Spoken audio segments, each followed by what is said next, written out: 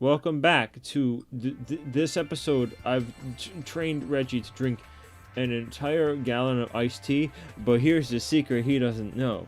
It's filled with 39 copies of Twin Long Rods. Wait, you never told me about iced tea. Iced Twin Long Rods? Oh no. Hold on a minute, let me just... This is gonna sound bad, I'm gonna have to delete this, but... Okay, just making sure my mic was like the right run. Okay, welcome back. It's... Okay, we're not gonna delete that, we're just gonna like put fart with reverb over it. I'm sorry, I farted into the microphone. Oh. Alright, so first off... Barely a minute, it's already fallen to bits. Let's go. Yeah, so first off, Reggie confirmed this for us last time. Infinite Impermanence is here to stay. Did get reprinted. Lightning Storm has been banished from the Cyberstyle SD, and instead of giving us Rev System, they gave us Cybernetic Overflow. It really was best case scenario, really. Like we could have just lost the Imperm. Well, realistic best case scenario, but yeah. Yeah. Speaking of shitty TCG, let's talk about something that doesn't bode well. Bode TCG. Huh. This is only disappointing if like you really hyped yourself up for bees. Yeah, I got some news for you, Reggie. Guess what I did? No, you hyped yourself up for bees, didn't you? I did. I'm gonna replace my name with a fart with reverb. Oh yeah, shit. Yeah. So these things are okay, I guess. This is the FA Wave 2 of Yu-Gi-Oh. bees. I mean, no, wasn't the FA Wave 2 good though? Which was the bad FA one? All of them. Oh god. So yeah, Bee Trooper. Bee Trooper was interesting for a TCG exclusive deck because it had a pretty strong showing and it wasn't called Dangers for its first wave. Yeah. Because we got some really good generic setup stuff. And it's like, oh, all this makes a pretty competent deck right out the gate. And we're thinking to ourselves, oh man, maybe we'll get a Link 3. Oh, well, maybe we'll get a Recycler for our banished cards. Oh, maybe a back row negate or something. Let's start off with the positives. Now that we're done with the positives, let's talk about Bee Trooper Assault Roller, who is just as Tekapede with a hard once per turn summon condition, but he can be normal summoned, slightly less attack, gains 200 attack for each other insect, and he fucking searches on battle destruction because God has abandoned this game. Yeah, it's big Warrock energy. It's not bad. I mean, they had a choice. They could either reprint as Tekapede or print this, and I don't know if this is better or not. It's slightly better, I guess, but it's just... It's so... Why? This card didn't need to exist. We already have as Tekapede, and he fulfilled their niche fine. I'd be more angry he existed if he was bad, but as is, the only thing I'm mad about is that I can't be mad at this card. That's understandable. I'm mostly indifferent to this wave, so you know, I think this is one of the least bad ones in the bunch. No, there's two that I think are actually pretty decent, but they come with caveats, like the big boy, the heavy man himself, Heavy Bee Trooper Mighty Neptune. Oh, he's big. And he's real big. Yeah, big boy. He eat melons. You go up the tree, you eat a cantaloupe, you get diarrhea. I've heard that giving melon to beetles actually gives them diarrhea. Beetles get diarrhea?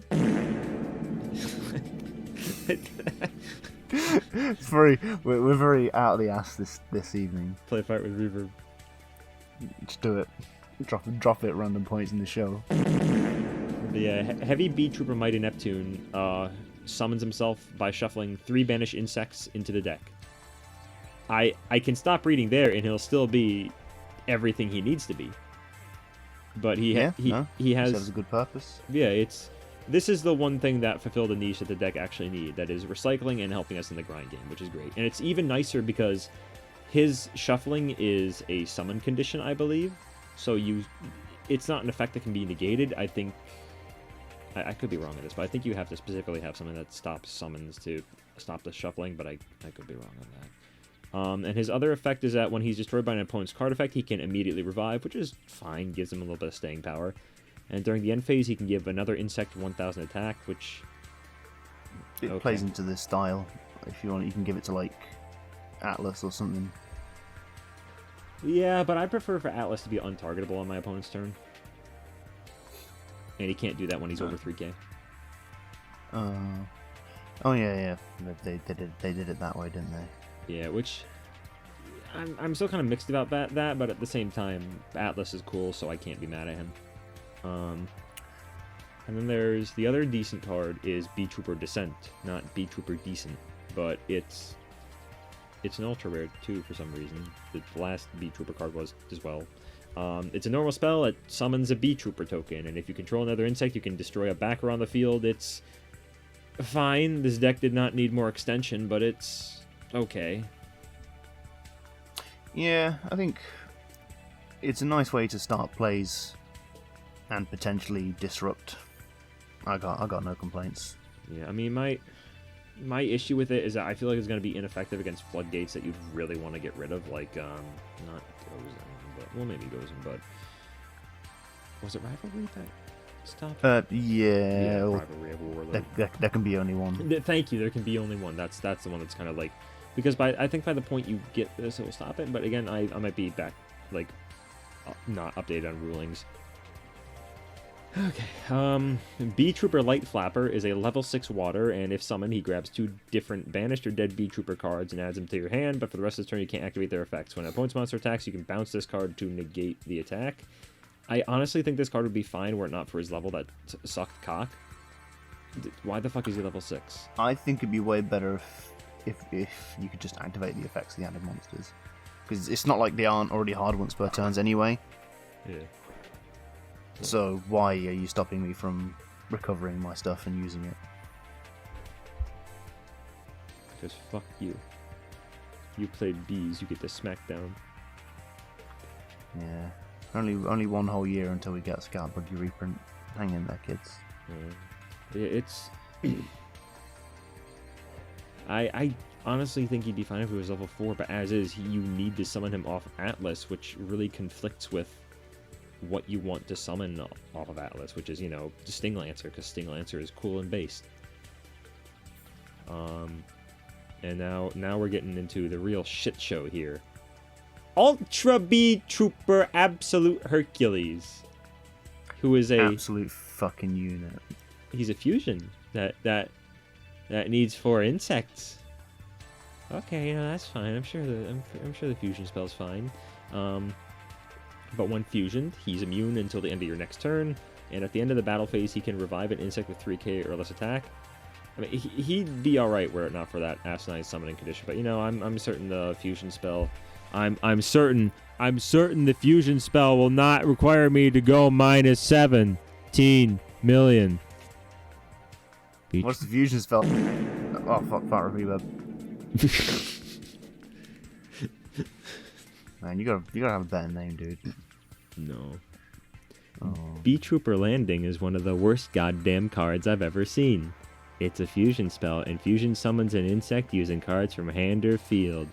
And except the turn it was sent to the graveyard, it can be grabbed back by banishing 2 dead bugs. Let's unpack this. You could definitely just play, like, Future Fusion over this. It'd be way funnier. Play Necrofusion. At least that, like, doesn't make you minus, because... okay. Oh yeah, Necrofusion. That's a good call. So B-Trooper Landing is searchable. But why would you search this over their Counter Trap? Why would you search this over Descend? Why would you search this over even fucking the field spell? Why does it need you to go literally -4 to summon a B? Why does it recur when there is only one actual thing that you can reliably summon? Because you're not summoning fucking Quaggar Hercules with this. Why does it... I beg to differ. Why? We're not talking about you, Reggie. We're talking about me and being mad. Oh, the best part is it's not even treated as a fucking fusion spell, so you can't verte it. Well, I think that's good in a way, but also kind of dumb because it doesn't actually cheat any materials out the deck or anything. So yeah, it doesn't. Yeah, it doesn't do anything. It's a complete like a shift of what you want in the deck. It's a complete waste of resources. I hate it. It wouldn't be so bad if the fusion wasn't so pricey to summon.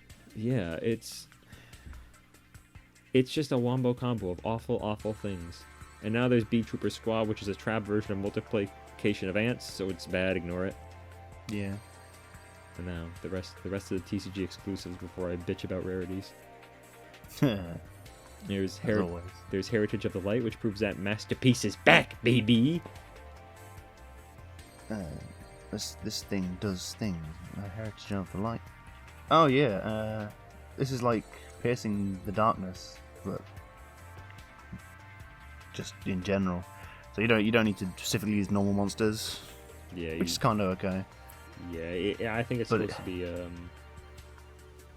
like, you know, Dino Mist and Necros and Zodiac and Crystons, but they forgot that. There is no other law in that. Only Draco Slayer. Yeah, it's just it's something that can help you in grind games for certain decks, but it's I don't know. It exists, I guess. Anyway. I think if it wasn't a continuous spell or something, I don't know. It feels like it gets a bit cloggy more than one because it's only it's hard once per turn. Yeah, it exists, and that's the most I can really say about it. Yeah. After that is Night Sword Serpent, who is a level 4 water reptile that, when sent to the graveyard by a card effect, revives himself. Yeah, no, this boy's good. Yeah, no, he's just a good like reptile card. Which is it's weird saying that because like you don't get many of them. Yeah, I mean Tsuchinoko. You don't get many of them. Don't ignore him. There's a DD Assault Carrier who can't attack unless you banish a card from the graveyard. But you can only really easily special summon him if you have exactly 3 banished cards, which is just making him a dead draw, I think. Yeah, this thing's weird. I mean, you could play it alongside your Invincible Atlas, summon it, and then shuffle the things back, make a rank 8.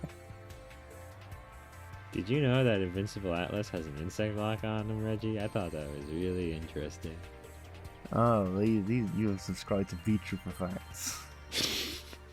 I've subscribed to Pain. You really have. I can't wait for the next wave if they ever do one. What else we got? Abyss Keeper, the first fish link. Oh yeah, this thing. There's a bit of a hoo-ha about it because something about seal accounts that you'll shit yourself whenever you see special summon and fish in the same sentence. I'm ready for this fucking guy. I'm ready for this fucking guy. What do you mean you're ready for he's already out. I know. He's here right now. And I'm ready for him. He'll destroy the meta any day, I assure you. I'm sure he will. This is the only fish link, by the way. Good. maybe we can keep it that way. Yeah, if Link summon... Yeah, if Link summon shits a fish out from hand, he can banish another fish you control and a card your opponent controls, and that's just nice. It's too bad the only worthwhile fish deck can't reliably run him because of the Ixies locks it makes, but we'll get to that. Don't worry about it. All that matters is that he's here, he's doing his best. Yeah, and now I think this is the last TCG exclusive, Apex Predation. This is weird. It's a normal trap with the Steel Swarm on it. And if you control a normal or a setted monster, you can destroy all special monsters in the field, but cannot normal or set during until the end of your next turn. Yeah. I mean, it's like fine trap torrential, but like really convoluted torrential.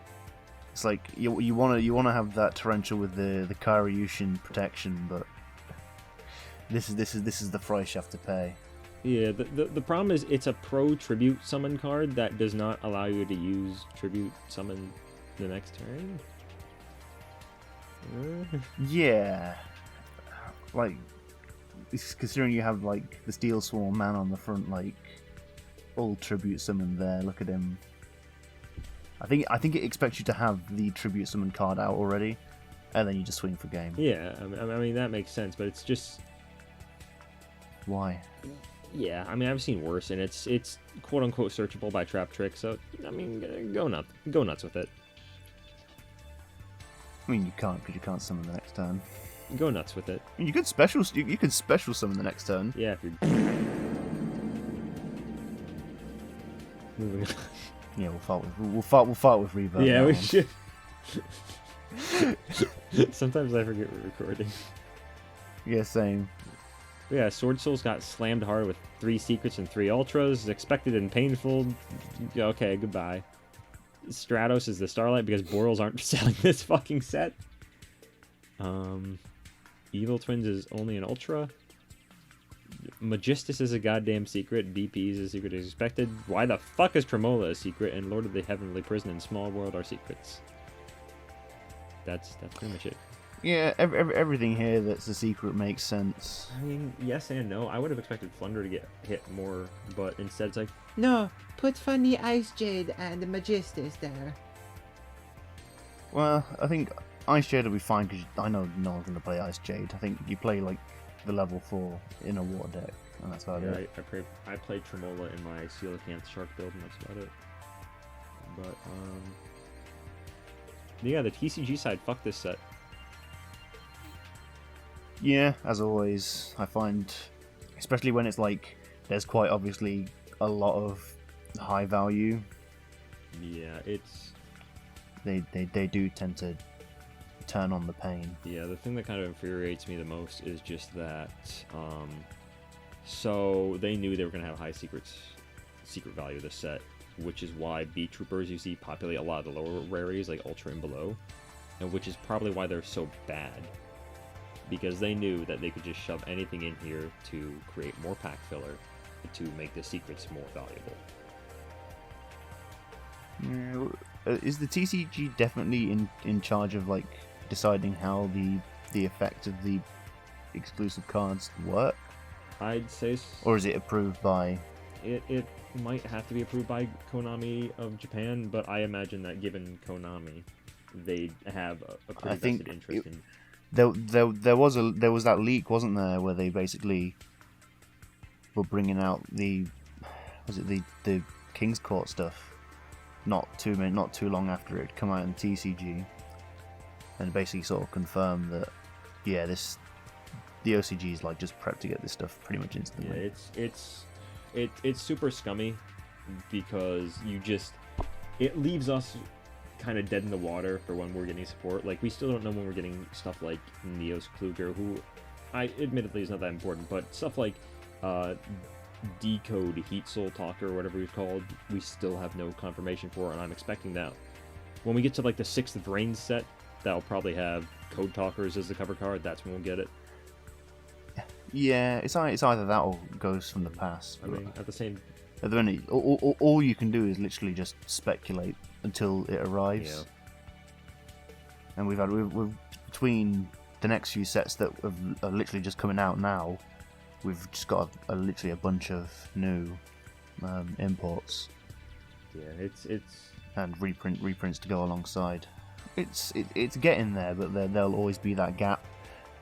I just don't like knowing that the OCG can just at any point get what we have as exclusives. Yeah, it's pretty ridiculous. But speaking of OCG stuff, Bach. DDD Warrior can banish a monster from your hand to special summon a banished dark and inflicts 100 damage during the end phase for each set card. Stop making dark cards, Konami. No.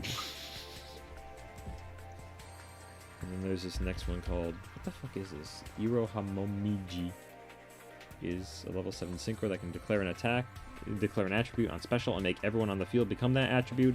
You can target a monster in the opponent's main monster zone and send a card in its adjacent monster or back row zone to the graveyard. It's interesting removal since it doesn't technically target what you want dead, but it's also weirdly situational. Yeah, this thing's interesting. I quite like it. It's a different kind of removal.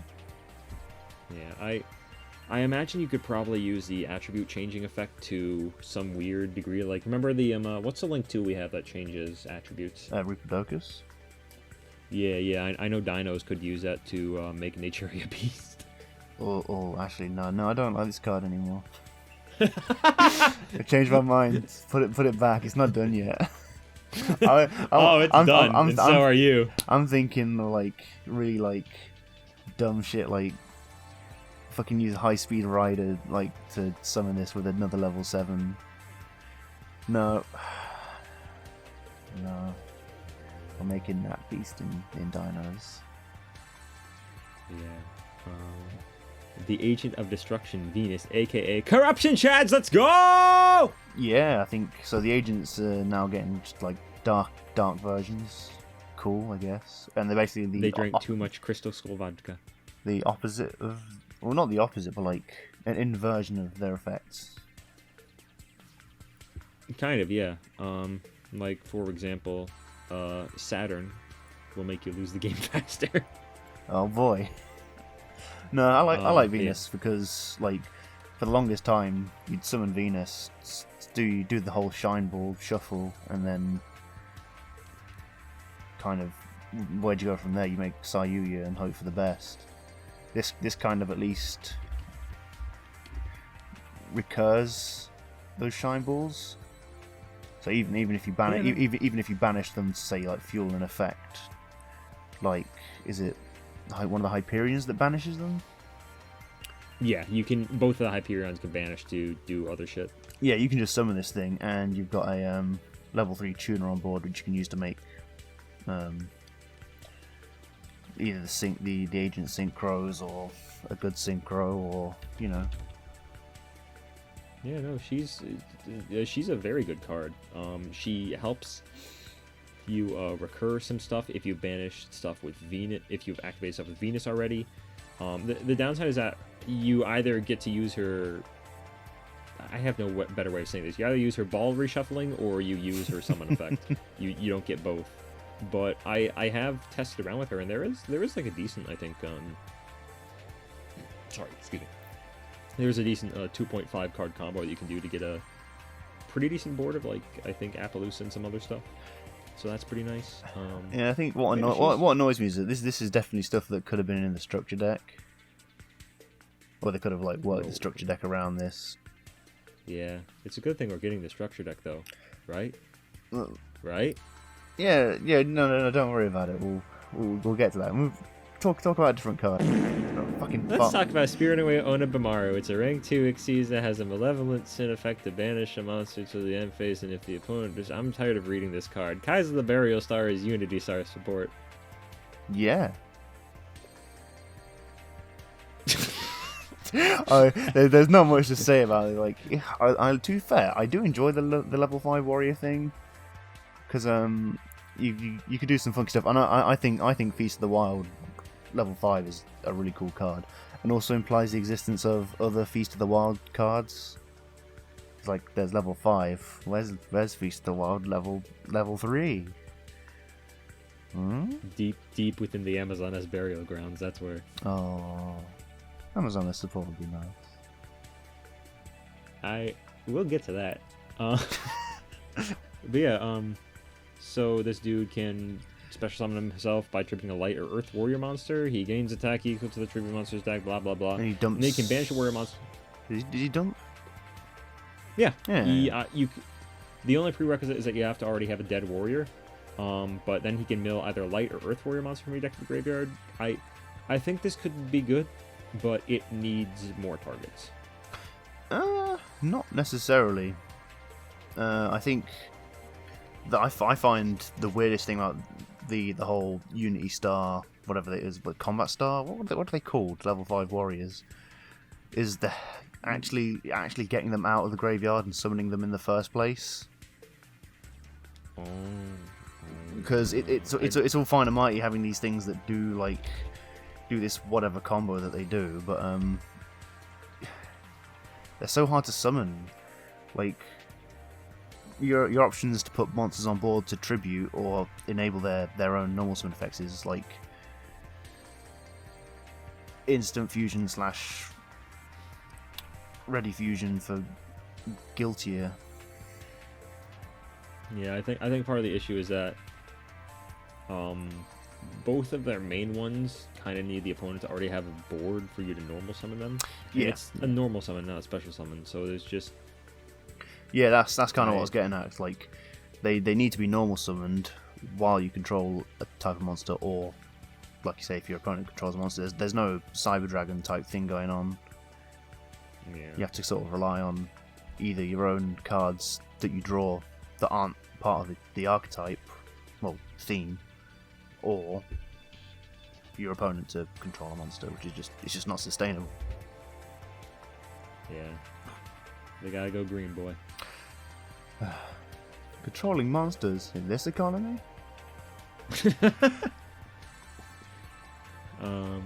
But yeah, then there's Chaos Nephthys. It's there's nothing to do with bad. Nephthys, so I hate it. Yeah. It's imagine making a chaos monster that has a prerequisite for its summon that isn't just banish Lamau.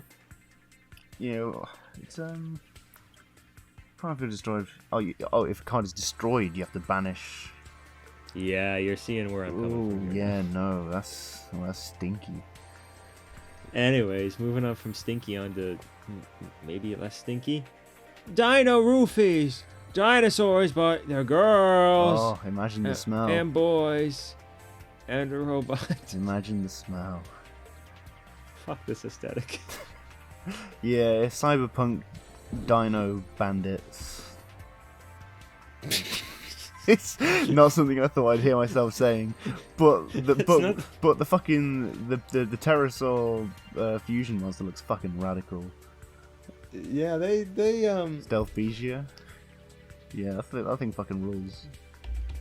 Also, it looks cool and has a good effect. Yeah, I'm really mixed on these because I want to say that this is a very underwhelming control deck, but the last time someone said that about one of the most over-supported like types in the game, we got Eldritch. Yeah, it really is that kind of. You don't want to be the guy to say it, but it really does. Yeah. It really does feel like when I play it, it's like I'm just playing dinos, but I have this outer shell that basically is solemn judgment. Crack my shell to get to the rest of me.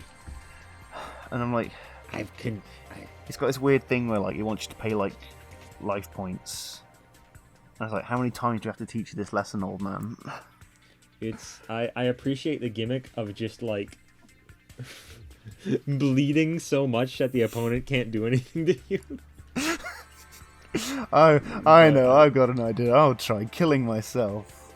It's the fucking JoJo Yeah, thing. They've got interesting tools to work with, I think, and I think their main engine is compact enough and it works nicely with like the Dino engine and shit. But they're just very weird to put like a thumb on. Yeah.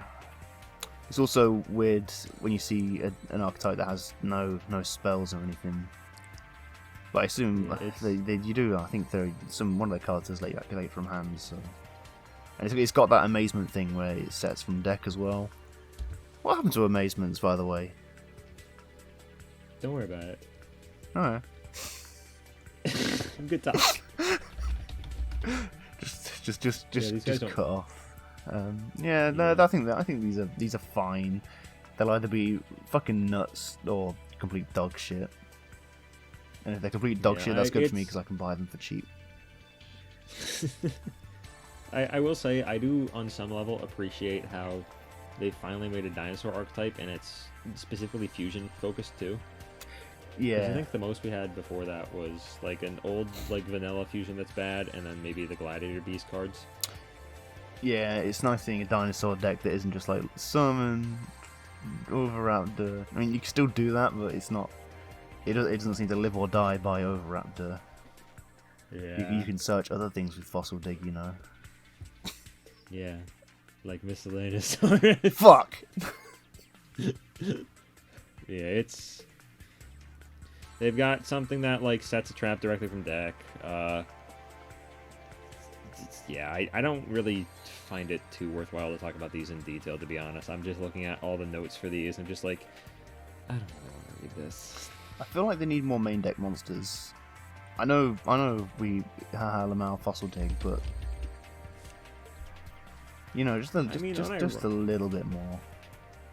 I mean, unironically, I think it works because it's like, again, drawing comparisons to Eldritch, where it's just low count of actual main deck monsters and then a bunch of other traps, like one that is a weird kind of battle trap that's like, No, you attack me now.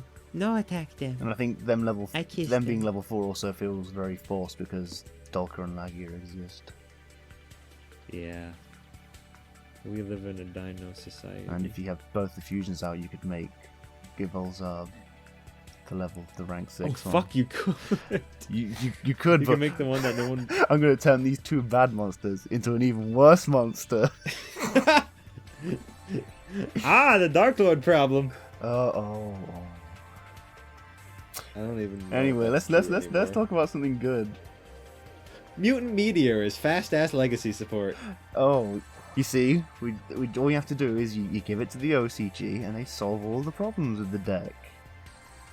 Yeah, but sometimes they make Mirror Judge of the Ice Barrier. Look, no one's perfect. Ice barriers sure aren't. Ice barriers had a big hill to climb and they got somewhere. No, Let's leave it at that. not somewhere good. But they got somewhere. Yeah, it can. Mutant Meteor can special summon itself if you got a mutant card up, and you contribute him and banish a mutant card from your hand or deck. Then special summon one of the 3 mutants based on what you banished. Monsters B, spells miss, trap his arsenal, and then you lose life points equal to that monster's original attack. Blah blah blah. This is a very good card. Play. That's my bottom line. It's a good thing they reprinted those mutants in the tins. Yeah, it sure is. I'm glad to see the Plunder Patrol reprints in the tins. These tins Would be with all these reprints for TCG archetypes that.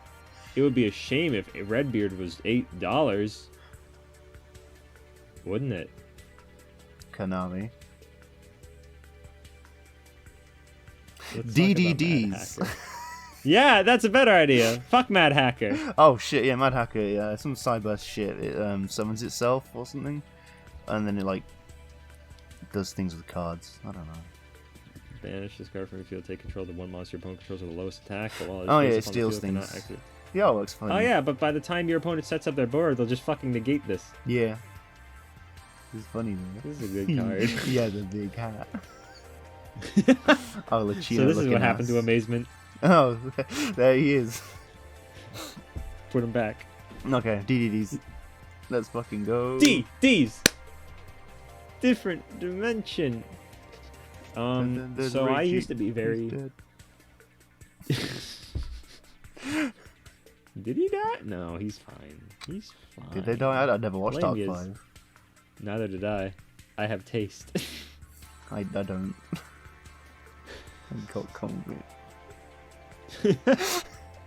Yeah, DD Griffin is an easy body if you control a DD. If it's pen summoned, you can discard a DD or Dark Contract card and draw 1 card. And if it's special from the graveyard, you can add a DD card from your deck to your hand. Can't you like There's activate? Pendulum Can't you like activate all these effects on the same turn?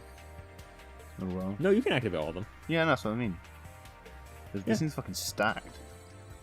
Yeah, his Pendulum effect allows you to give a fiend 500 attack for each Dark Contract with different names on your field and graveyard, then destroy him. Look, you can't have good. You Okay. can't have good both good scale and monster effect. It's the law. Yeah, Double Iris isn't real. But yeah, I like this card a lot. He's actually really good in pure DD because you can get him into the graveyard with shit like Swirl Slime, and then DD's natural like Vomit from the graveyard activates and allows you to search any other shit you need, including one of their newer cards, which is very nice. DDD Amnesty King Doom Machina is a rank 10 Ixies that you can either make with 2 level 10 fiends, or you cannot be stupid and use 1 DDD monster. Just one DD monster in general. Yeah, no. I find this is a good way to get rid of that Genghis off the field once you've made it. Yeah. I also have been a fan of ranking up the rank 4 into the rank 5 and then ranking that up into this, so you can use his effect multiple times, and he's a pendulum. But his effect here is that each time your opponent activates a monster card's effect on the field, you can either detach 2 mats from this card or destroy a Dark Contract card you control, and if you do, attach the opponent's card to this card as material. So he feels his own effect. He can get rid of any Dark Contracts that you don't want up. He gives suck to stuff so they can't be used as material. The downside is that I think he can be kind of prone to removal. Yeah, he's one of the few like DDD monsters that just isn't like negate. Yeah, I appreciate the weirdness of his effect, because absorbing things as materials is one of the best ways to get rid of them. Oh yeah. I think spinning is always going to be the best way to remove any material or whatever, or monster, though. But I still think this is a pretty good removal effect. Yeah, it sort of follows the trend of like all the DDD monsters that like sit in chairs have like weird effects. He's the chairman of the board. I didn't have a joke for that. I thought that would No, I mean substitute. that's kind of the Chair. Next up is Oh, patented. he's also got a weird pendulum effect that's not important. Continue. Well, I think we've come to the conclusion that not all the DDD pendulum effects are that good. The scale. There's exactly 2 of them I think are good, but that's regardless. Yeah. Patented dark contract documents. This thing's like a floodgate. So if you control different types of DDD monsters, first of all you flick burn, or if your opponent summons the same ones that you have, but they also cannot summon more if you control the same type.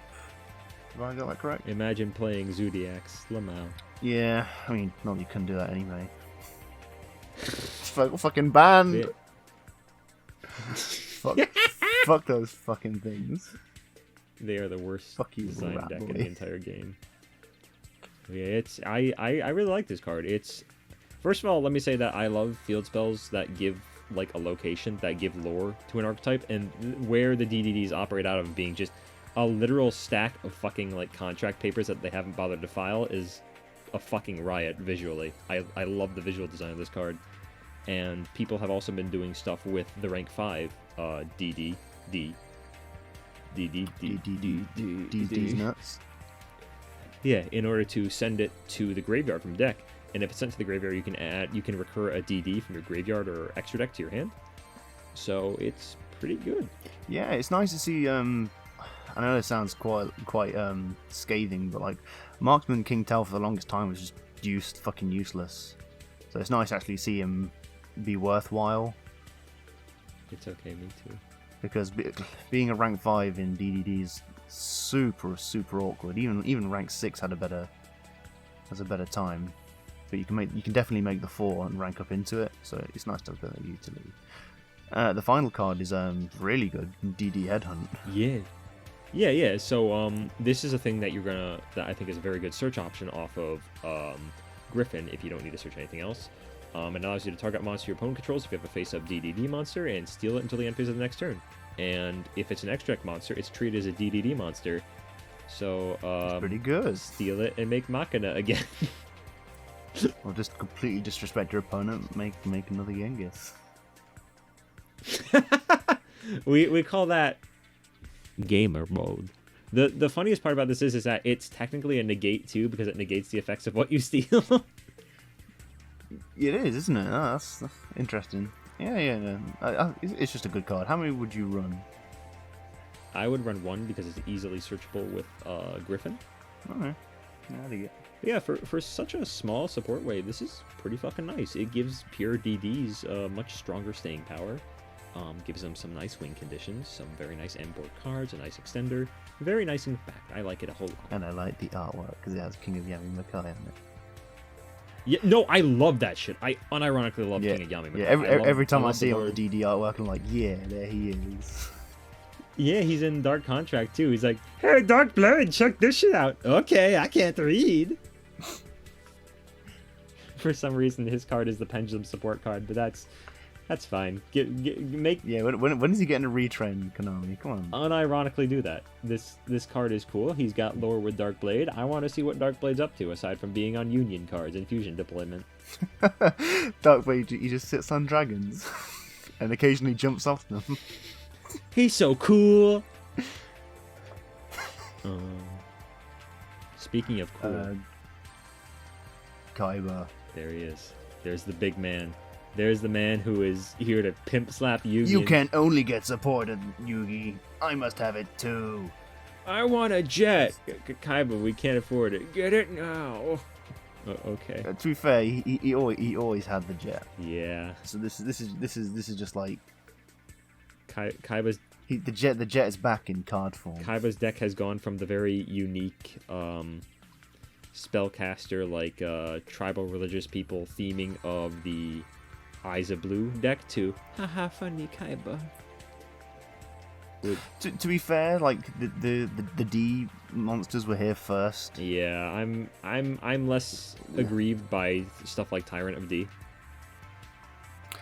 It also helps that it's a good card. Yeah. I think if it was bad like Lord of D, I'd be like fucking fuck this guy. I'm kind of fine with who was King of D or King of D was alright. Yeah. I love Dragon Revival Rhapsody. yeah. I was gonna say that I'm okay with King of D. My only real gripe with him is that his discard cost is a little specific, but it's fine. But yeah, Tyrant of D is very good, and he's going to be a secret Straight rare up because rare. he is a free body. Not just any free body. A free blue eyes body. Isn't he level 4 too? Hold on. He is level 4. Oh yeah. But yeah, if you control a blue eyes monster, you choose the attack targets for your opponent's attacks, that exists. And then you can send a blue eyes white dragon from a hand or deck to graveyard to special summon him, and then you can discard a blue eyes white dragon or a card that lists that card to revive a blue eyes dragon. He is very nice. It's basically everything the Eyes of Blue wish they were.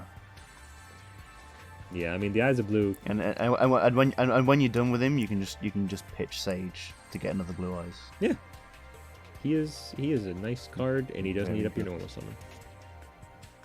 What a guy. He truly was the king of D. But yeah, Blue Eyes Jet Dragon is here to prove that nothing is sacred and needs a Blue Eyes White Dragon on field or graveyard to activate its effects. If a card on the field is destroyed by battle or card effect, you can special summon this card from your hand or graveyard, and other cards you control cannot be destroyed by your opponent's card effects.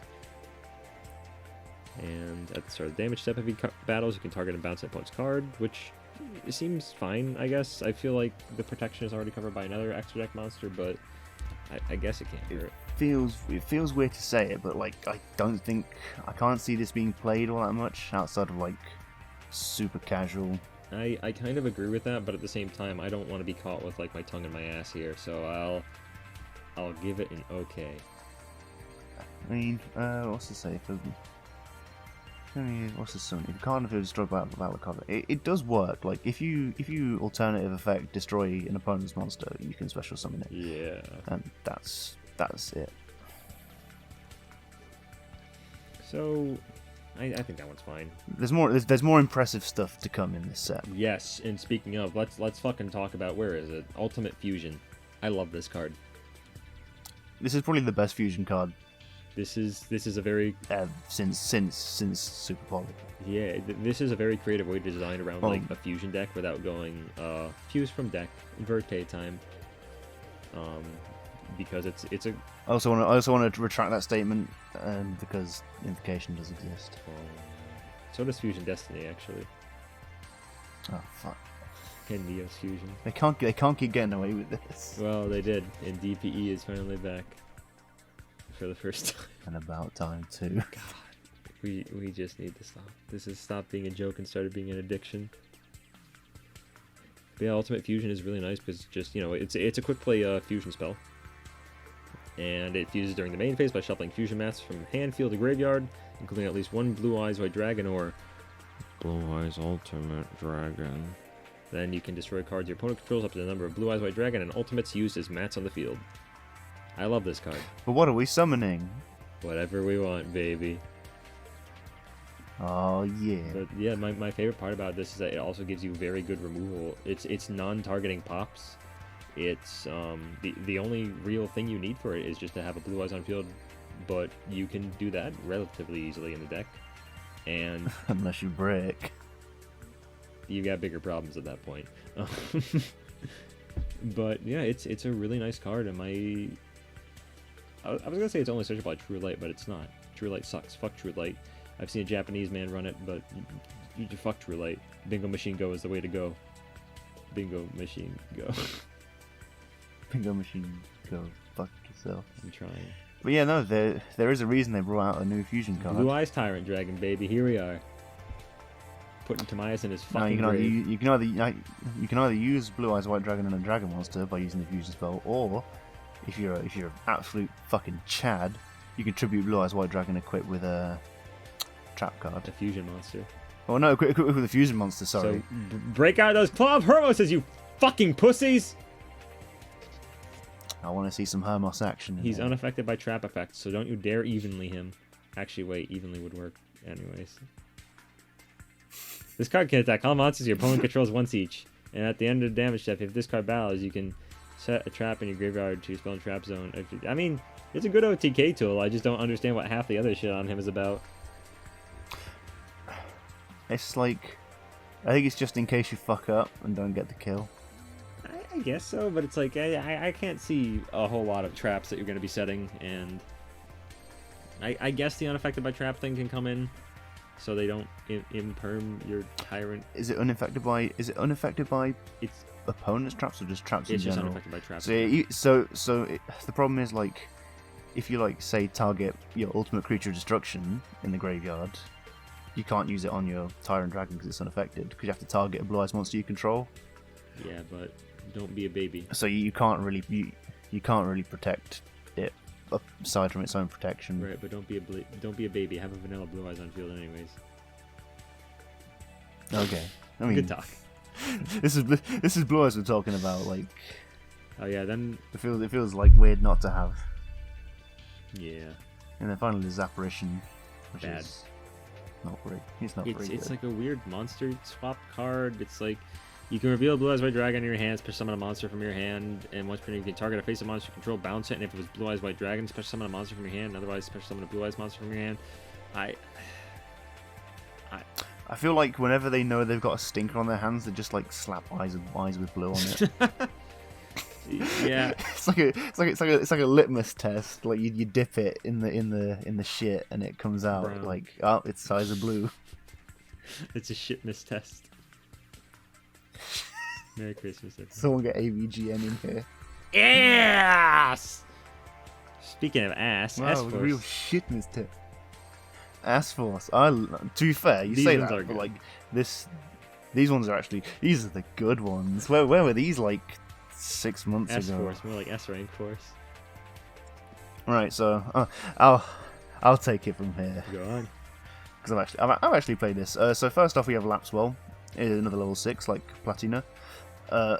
Instead of reviving from Banish like Platina, you revive from the graveyard, which is actually not bad because that'll get you back a material you've used for like a link summon, and then its effect when you banish an S-Force card from your hand, it destroys all monsters in the columns of S-Force monsters you control. So it's weird column gimmicks, but there's quite a few extra effects that have come now that you can use to substitute. So it's not actually a huge deal, and you can just like almost completely wipe boards. The real moneymaker is a retroactive. This is a card that literally does It everything. literally retroactively makes the deck good. I mean, it's not perfect, but so it's like a microcoder effect. You can use it in hand for the summon of a S-Force Link monster, or the S-Force Link monster. You can also bounce it from field to summon an S-Force from hand, and you can also, while it's in graveyard, banish it to substitute for the effect of a S-Force monster. So yeah, this thing's great, and it's also searchable. Yeah, these seem to be trying to fix some of the problems that the deck has. It's like they had this stupid idea where it's like everything banished from hand, go minus. Yeah, it's just the ability just to like pick up the slack a little bit. And it's interesting that they also managed to like get so much value out of just making 2 cards. Yeah, this is the satisfying. double spiral helix of Yu-Gi-Oh. I mean, I wouldn't go that I far. It doesn't make it tier Yes, 0. it does. Oh, okay. Damn, he's good. I was on the debate team. You're the master debater. Yeah, I got banned for doing that in class. Speaking of getting banned, You got a segue for that one? Dogmaticus. Oh yeah, no, these things. Yeah, no, there's another Dogmatica ritual monster and ritual spell. These things are actually interesting. I like the level 4, mostly because I like low-level ritual monsters. So instead of the White Knight, where it like triggers on effects, you target 2 monsters and one gains the attack of the other. It's not a super good effect, but it has a protection effect for level 8 Dogmatica monsters, so it protects your Fleur-de-Lis and your Maximus. It's alright. Yeah, it's And then the ritual spell is, Dogmaticabre, I believe, is it which Macabre? mentions White Knight and White Macabre? Exalted in its next. Yeah, it's Which means it's pre-prep time, baby. Let's go. pre-preppable and about time to. But yeah, this level 4 also means you can use Dogmatic Calamity to send Arclight Uh-oh. from the extra deck. So you know what that means. It's time to plus. I'm gonna plus! But yeah, no, I think that's like the only good standout thing about it. I think it's interesting that Dogmatic has turned into this almost like extra deck ritual hate. Not extra deck hate ritual deck. Well, it kind of started off as an extra deck hate deck. It's just that people realize that, oh, milling things from the extra deck is... Oh, we know who hates. There's no one in this world that hates the extra deck more than ritual monsters. Except Drytrons, but we don't like to talk about that. We like to talk about Drytrons. I do. I love Drytrons. I'm indifferent to Drytrons. I used to like them until they were cool. I liked you better when you... now I can't like them because my lawyer says so. I liked you when you sucked. Yeah. No, it seems okay. Anything else? Yeah, let's see. I think most of the other stuff is weird stuff like Urador of Fate. Oh, Fluwanderies in the Journey Preparations is a Burb General Field Spell Searcher, and all it needs to do is banish a one-winged beast from hand. So, you know. Flawn of these nuts. Oh, it can also banish from face-up field, so it eliminates your weakness to targeting like impermanence. That's alright, I guess. I'm not touched Flanderies yet, so I have no idea. Well, all I know is that they're scary. You can't do anything. Their first wave probably won't do too much, as far as I'm aware, but they have been making waves in the OCG recently, so that's gonna be a thing. I guess. Yeah, there's Nuclear World, which is not a clear card, and lets you target and destroy a monster. It's a pun. Yeah, and lets you target and destroy a monster you control to summon a monster with a lower level and a different original type and attribute from your deck, but negate its effects. I feel like if this was good, someone would have found something to do with it. It's like a weird transmodify thing, like downbeat, but not downbeat. You could use it to trigger your own destruction effect. Yeah, but it's You're venturing into 2-card combo territory. Yeah, that's not a place you want to be. Actually, that being said, this sounds like a bit of a reach, but we'll go back to Dogmatica. You could use this to trigger Aiden. Who was Aiden? You'd have to summon something. He's the one where if he's destroyed by a card effect, you can summon a Dogmatica from deck. Oh yeah, I forget He's previously unusable. I guess you could do that with this, but you'd have to have a target for it to summon from deck. Yeah. There's no one with a lower level than him. Hey, you can actually place in. No, I think unfortunately this says different original type. And attribute. Okay, you know what? You can summon Ash Blossom yeah, no. off him. Wow. I Just what I've always wanted. I can Synchroson to make Black Rose Dragon and just kill my entire field. who's slower? Who's faster? Oh no. But yeah, there's a bunch of like legacy support in this set that's really good. Like let's talk about skilled chestnut magician. Who is Karibo? Finally, the first magician you can find for a nut magician in the Don't say that. in Edo Pro. Joining a long lineage of nut cards. Alongside Silent Along with- Magician. And Road Nut. Fucking love Road Nut. Look at this dude now. Put him on the screen. Okay, hi. What the fuck did you say it was called? Rodent. Oh, there he is. Road Nut. Look at Wasn't him. this guy I on love sleeves him. once? I think so. In the OCG, I imagine. Oh They shit! look There's something Doom like this. Donuts. Wait, what? Doom Donuts. I'll just put nut in the thing. I put nut and I came up with Doom Donuts. Yeah, Doom Donuts is not good. Shut up. And neither really is skilled chestnut magician. Now that's a segue. You have to remove 3 spell counters to search Karibo. No, you can remove 1 spell counter from him to add 1. Oh, I mean, still fucking sucks. It's level 4. If it was level 5, and you could normal summon it without tributing, Actually, you can It'd be way remove better. a spell counter from him to increase his level by 1, and it gains 1500 attack. oh fuck. Am I a Yu-Gi-Oh player? I'm just not reading this card. What? You don't even play Karibos? Dude, they were tier 0 because they're in the shape of a circle, which is like a 0. I have a Karibo plush. Okay, well, right. Let's be realistic here. No.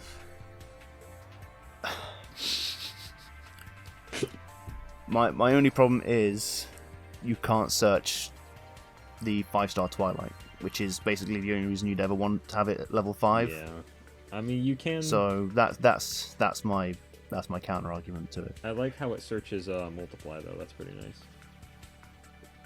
Yeah, multiply is okay, but like I feel like the need for multiply is kind of wore off with all this new Karibo support.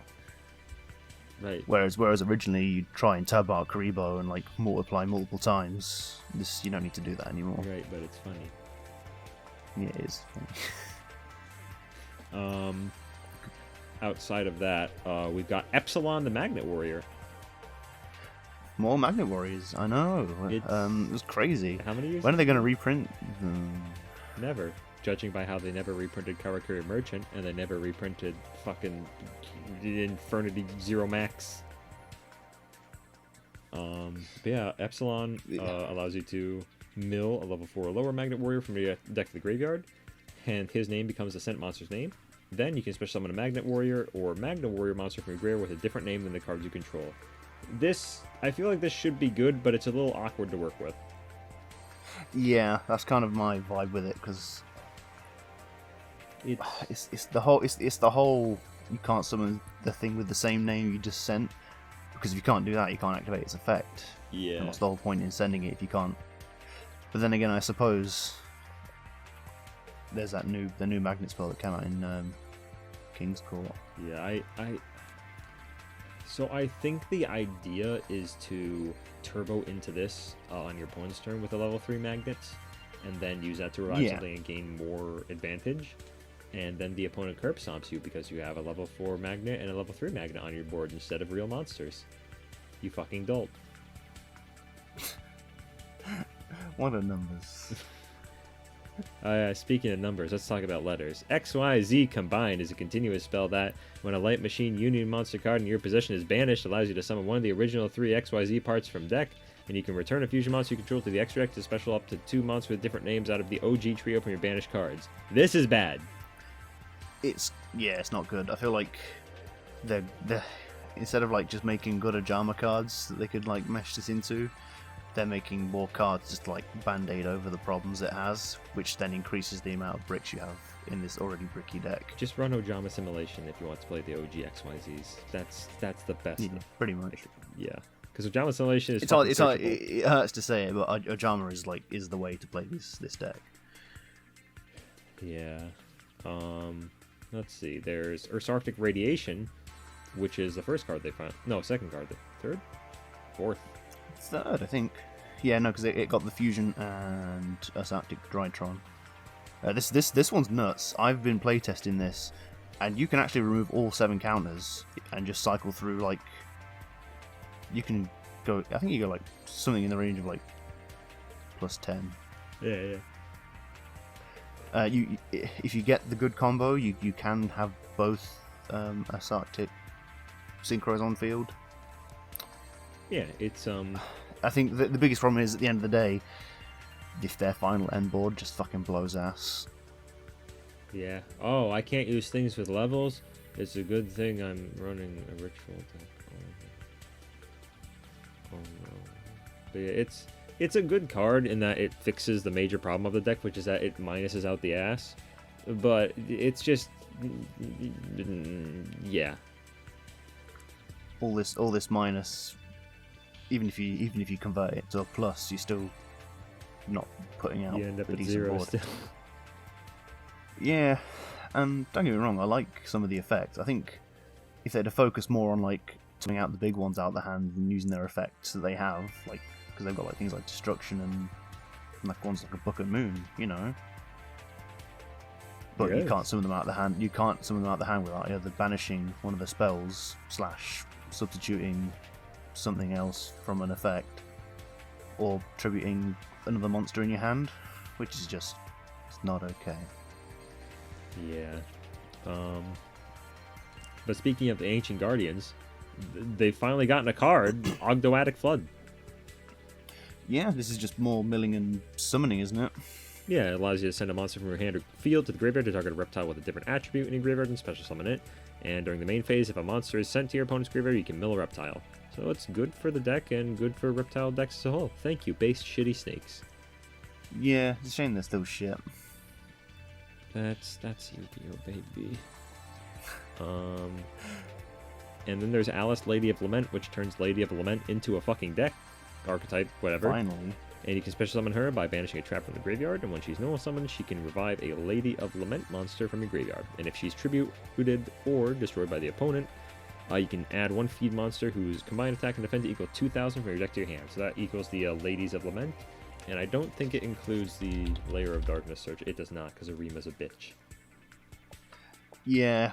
Well, you don't really need to worry about Arima because between like drawing him and actually drawing Lair, there's plenty to go around. No, I think she's good. Better than Malice. Yeah, it's. But you still need to run all three in some capacity. Yeah, I mean Lilith is always going to be good because she's just a fucking quick effect disruption with a layer up that lets you Complete plus. pass. Did they ever reprint Lilith? I know they reprinted other stuff from the structure deck, but I think Lilith's the one that's not been reprinted yet. I don't know. But yeah, We'll do some homework on that one. Malice is at least nice for like recurring stuff, but she's a little bit weird. And yeah, Alice ties into the deck nicely, and recurs stuff when she's tributed. Well, not recurs, but search stuff when she's tributed. So yeah, she's nice. But now here's my favorite card they've ever made in all of Yu-Gi-Oh. I love this boy.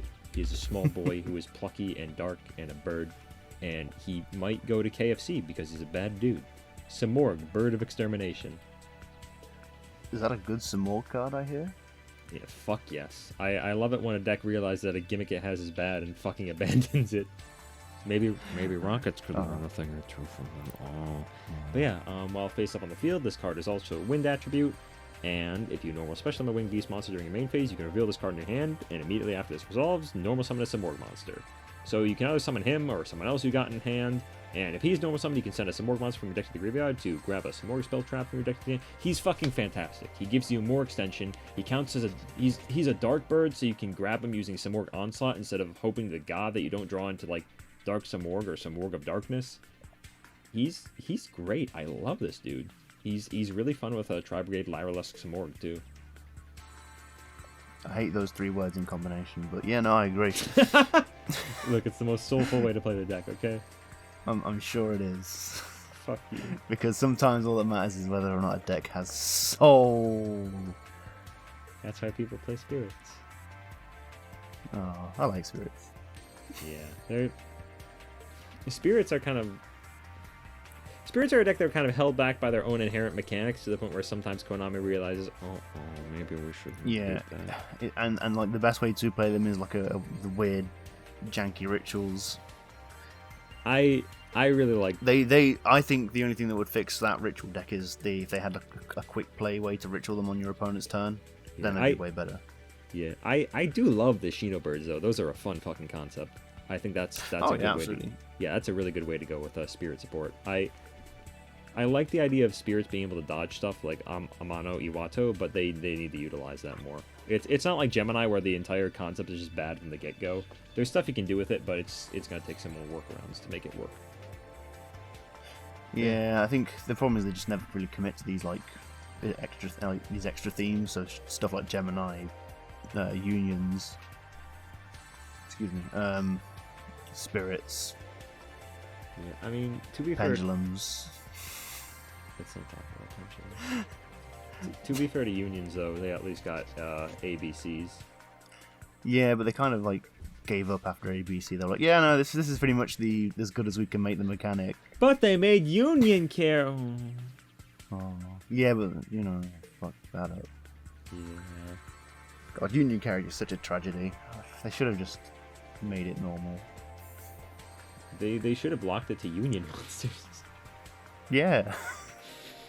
Because I like the concept of it. It's the fun thing about unions that ABCs used, and I won't dawdle on this topic for too long, but the fun thing is that they use them as a method to get around Ash Blossom, which I think is really a really unique way to use their equipping effects. Yeah. It's hard to describe because it's such an interesting use of the mechanic. Yeah. Like instead of like other union monsters, like you have to like have them on the field to equip them, and you can either equip them or unequip them once per turn. Blah blah blah. Yeah, but these ones they're free flowing. They just do what they gotta do. Yeah, and Union Driver you can just kind of avoid a lot of that shenanigans. Anyways, I like stuff like Union Driver because it's fun. But my one downside to ABC is that despite kind of revolutionizing the Union mechanic, it is a bit of a helmet deck. Yeah, well, there's nothing wrong with helmet decks. I think if you got a gimmick, you might as well stick to it.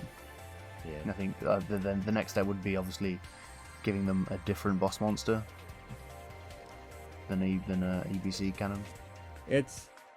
That is kind of hard to do because ABC is such a good card fundamentally. Yeah, they couldn't do the same with Magnet Warriors.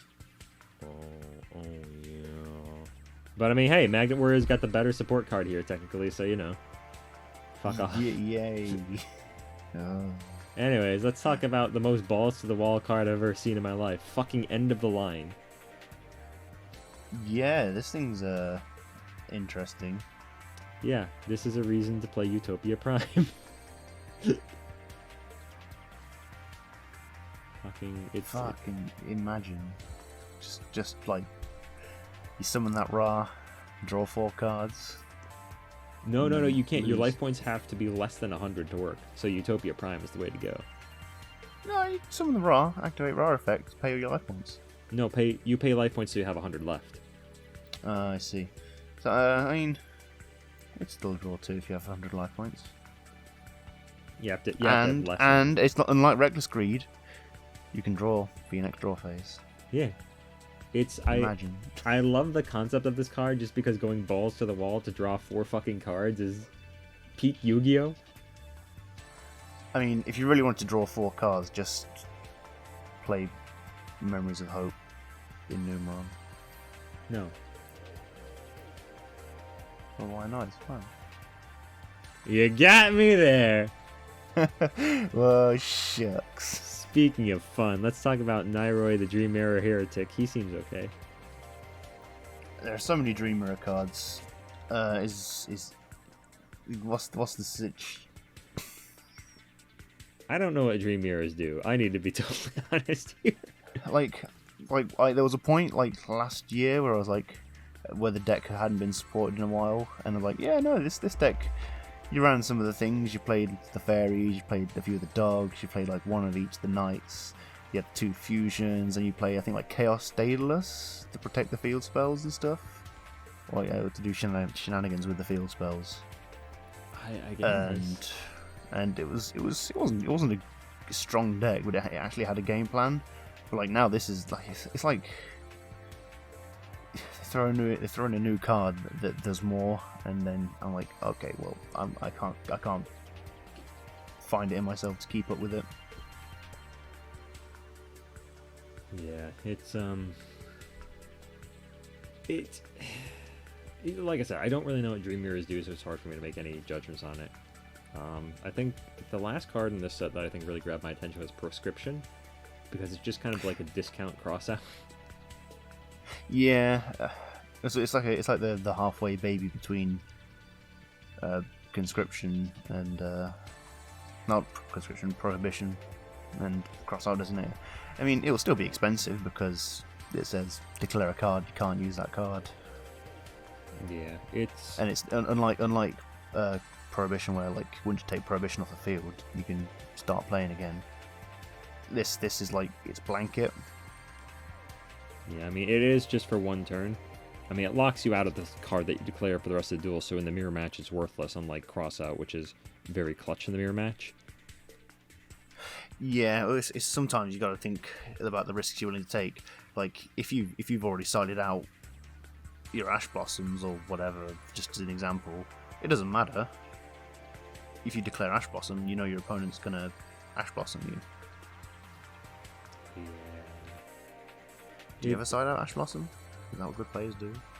I don't know what Ash Blossom is. Don't worry about it. I won't. It's the monster with the feet. Alright, so we're talking about top share now. This is the last card I'm going to talk about here, because I can't think of a whole lot else that's really super interesting. Yeah, no, yeah, we went quite in depth in this on this set, but this is like the last like crazy card, like, so to speak. And this is like you both sort of reveal a card and then top deck. Yeah. So it's if this plus any draw power can get you any card in the game, but at the same time it gets your opponent something. So it's interesting. It is a minus, but yeah. it's a minus to get what you want. Yeah. And if you can somehow get your opponent to shuffle their deck before the end of the turn, and vice versa, there's an interesting little dynamic with it.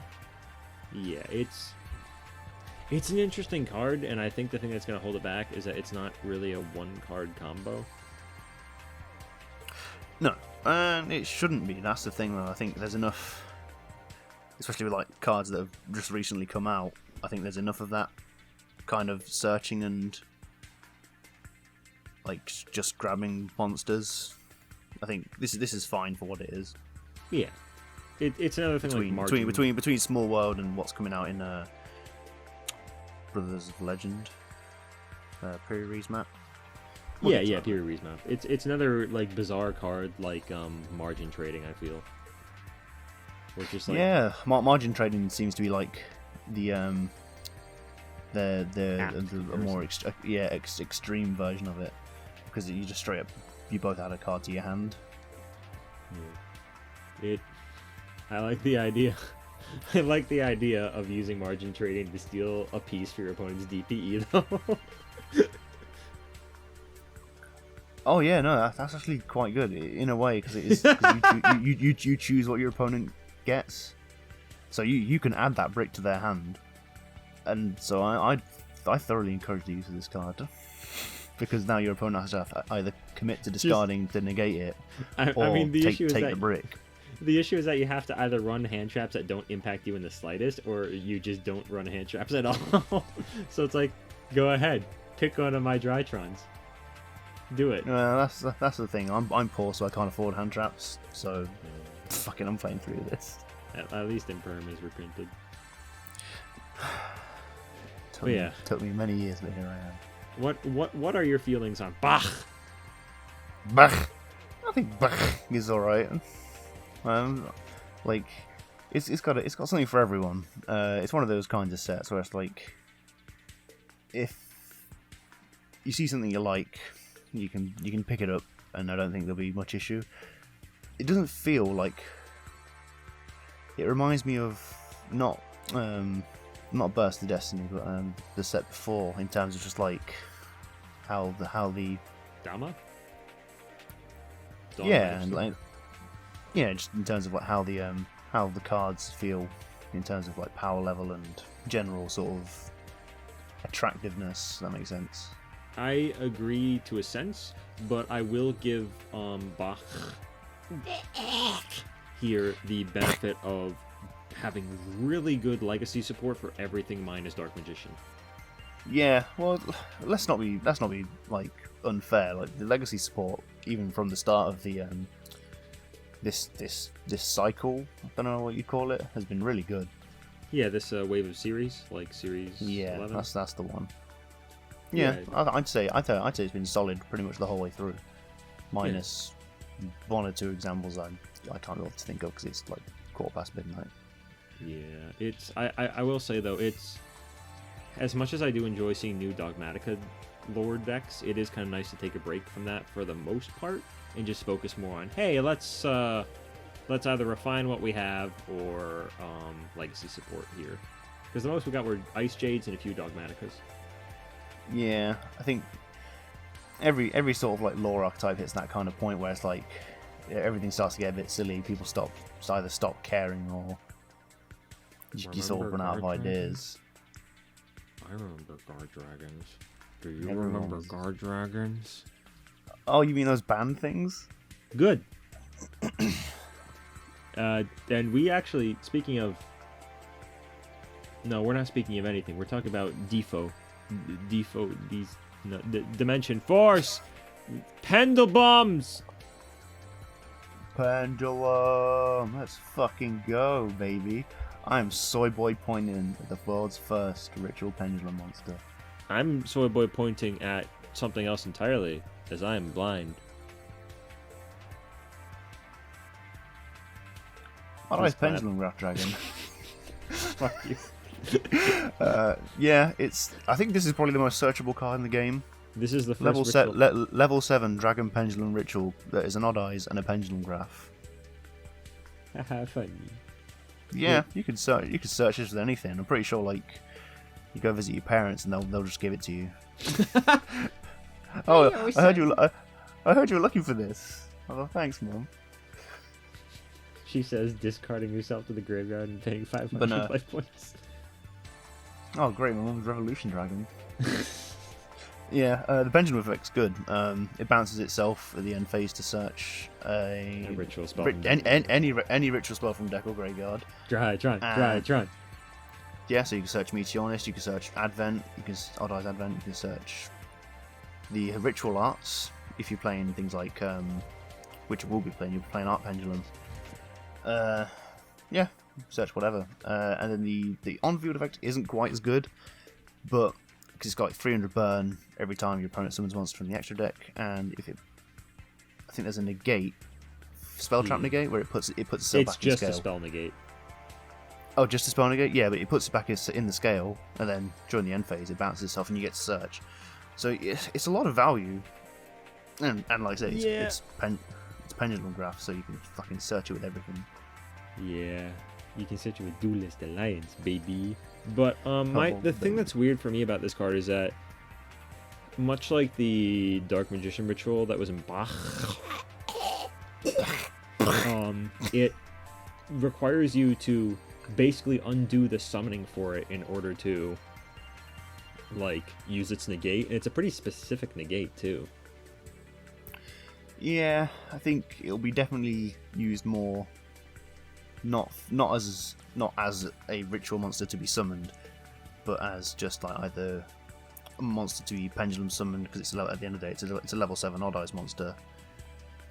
There's a better monster in Odd Eyes 2 ritual summoning anyway.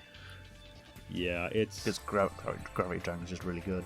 Yeah, I will say though, I cannot physically be mad at this card because it is the first ritual pendulum. Yeah, the whole soy boy pointing thing. While it is funny to say it, it's nifty, and I think going forward, I think they've handled it very well by being able to just like. Even if you can't ritual summon it with a ritual spell, you can just pendulum summon it. Yeah, I just like that this means we have precedent, so we can make a deck entirely full of ritual pendulum monsters where all their pendulum effects ritual summon. Yeah, well, I think we'll start to see some of those in the coming, either in the same set or in the future sets where the pendulum spell is literally the pendulum effect, the scale effect is summon a ritual monster. Yeah. The problem is, will they be done with it? Yes. And of course, I mean, and do what they do with Odd Eyes Advent, because Odd Eyes Advent is a really good ritual spell, but you have to tribute pendulum dragons.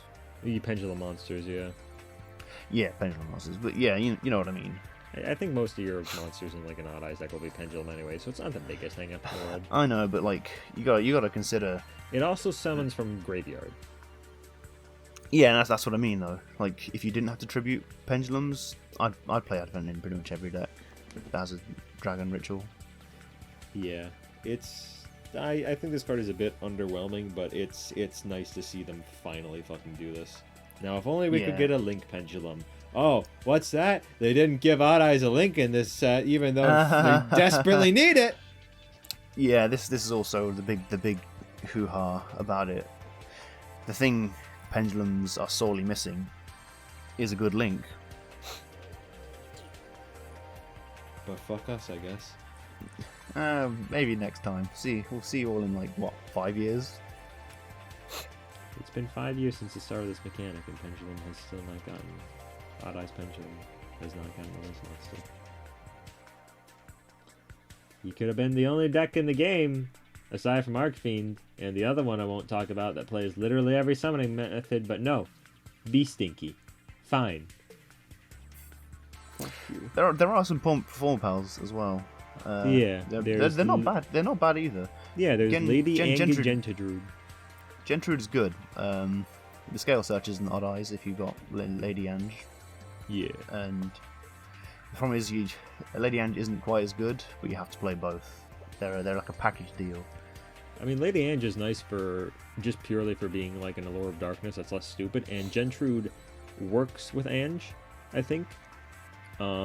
Because, yeah, you discard Ange and another perform file to draw 2 cards, and if she's in your graveyard, you have an Odd Eyes card or Gentrude.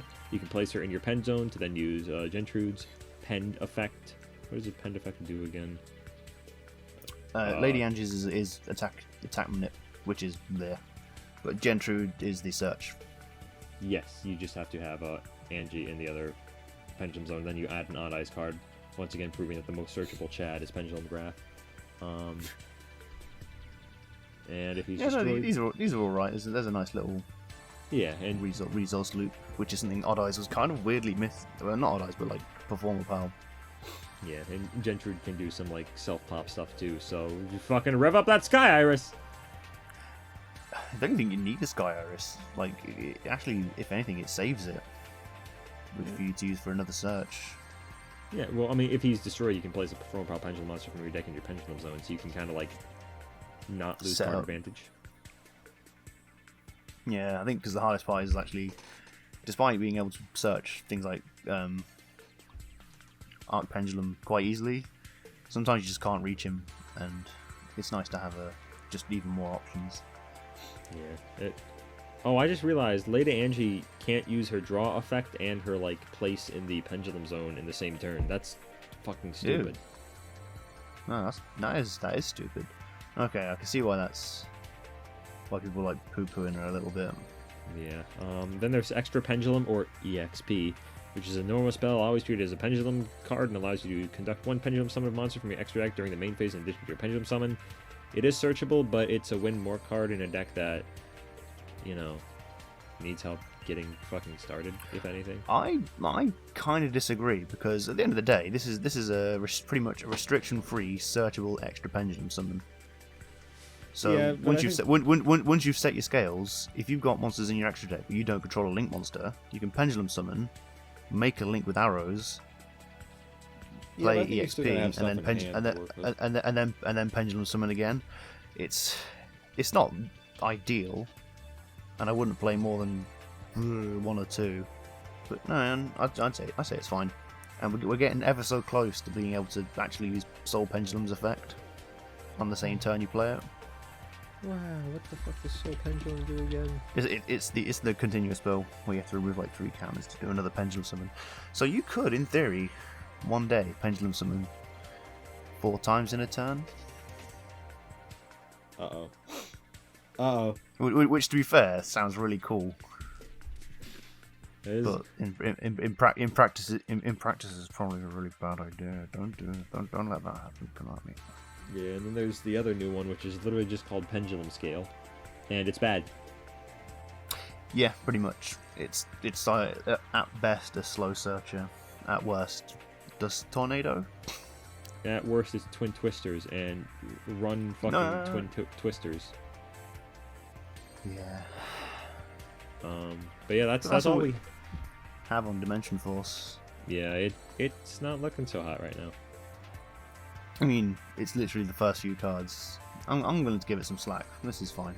Yeah, that's fair. There's been things like it's about as good as Pendulums deserve. How could you say that to me? 45 with reverb. That's the thing we really need to censor.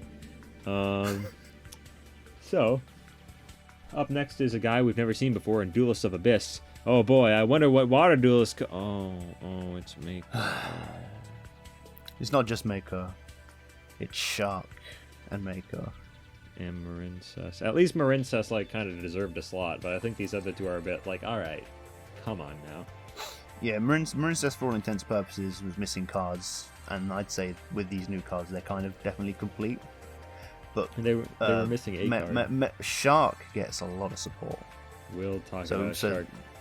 So this, I'm pretty sure we spoke about Shark not too long ago when the last wave of support came out. Did we talk about that? We might have. We didn't talk about these cards, but I do wanna talk about the Umi support first, if that's good. Umi support. I'm always down for Umi support. All right, Mega Fortress Whale is a level 7 with no summoning condition. Good start, and another fucking whale. There's 3 versions of this asshole at this point. you just can't summon him. I mean, the theory is you're supposed to use the new Sea Stealth spell. Oh, I've got some opinions to summon on that. Which is obviously it's just nowhere near as good as the original Sea Stealth. No, the original Sea Stealth is a beast. I love the original Sea Stealth. It's fucking fun. It's like, oh, you want to destroy my back row? How about I destroy your dick with my ass? Yeah, Mega Fortress Whale, it's not unusable in that regard. At worst, it's a 1 tribute monster, which is, I guess, it's maybe not so good. But like, if you were playing a strategy that involves the normal monsters, either when you use, so say, if you use Fish Sonar, which searches a monster that involves Umi, and then if you control Umi, it's special summons a level 7 or higher normal monster or something like that, or is it just any normal monster from the deck? No, you can if Umi's on the field, you can summon a water normal monster from your deck, and yeah, and then that is your tribute material. So it's not a complete write-off, but I'm more interested in its quick effect destruction, because if it's destroyed by a card effect, any card effect, you can summon a water warrior monster from deck. And now a lot of you are thinking, yeah, you just use it to summon legendary fisherman. You instead, hear me out, you could summon General Raiho of the Ice Barrier. Now, I know you're thinking, Reggie, you've gone fucking insane. It's midnight. What are you talking about? General Raiho is a negate. When your opponent's monster activates effect, when your opponent's monster effect activated on the field resolves, they must discard 1 card or the effect is negated. Okay, but here's the problem with that though. So you need this to be on the opponent's turn in the middle of their battle phase to make it work. And by then they will have used up all their monster effects. Yeah, but your alternative summoning Legendary Fisherman. 2. I like Legendary Fisherman 2 actually. I like Legendary Fisherman 2 only if I have Legendary Fisherman 3 in hand. That's fair. But yeah, like Mega Fortress Whale is such an awkward card because it doesn't have a summoning condition. Its quick effect targeting pop is only during the opponent's battle phase. I guess. Oh, it has an effect that you can activate that lets your water monsters attack directly, but you need to activate it so it doesn't go off during the battle phase. And I feel I need to talk about Sea Stealth 2 now because that provides a lot of context to why this card is designed the way it does, and I hate Sea Stealth 2. So that's a fair stance to take. Let's talk about Sea Stealth 2 here. I misspelled that. So basically, it counts as Umi on the field, which is always nice. Yeah, it's also You Umi probably the can't, graveyard. so you can't target water monsters with non-water effects, which is, I guess. Yeah, that's fine.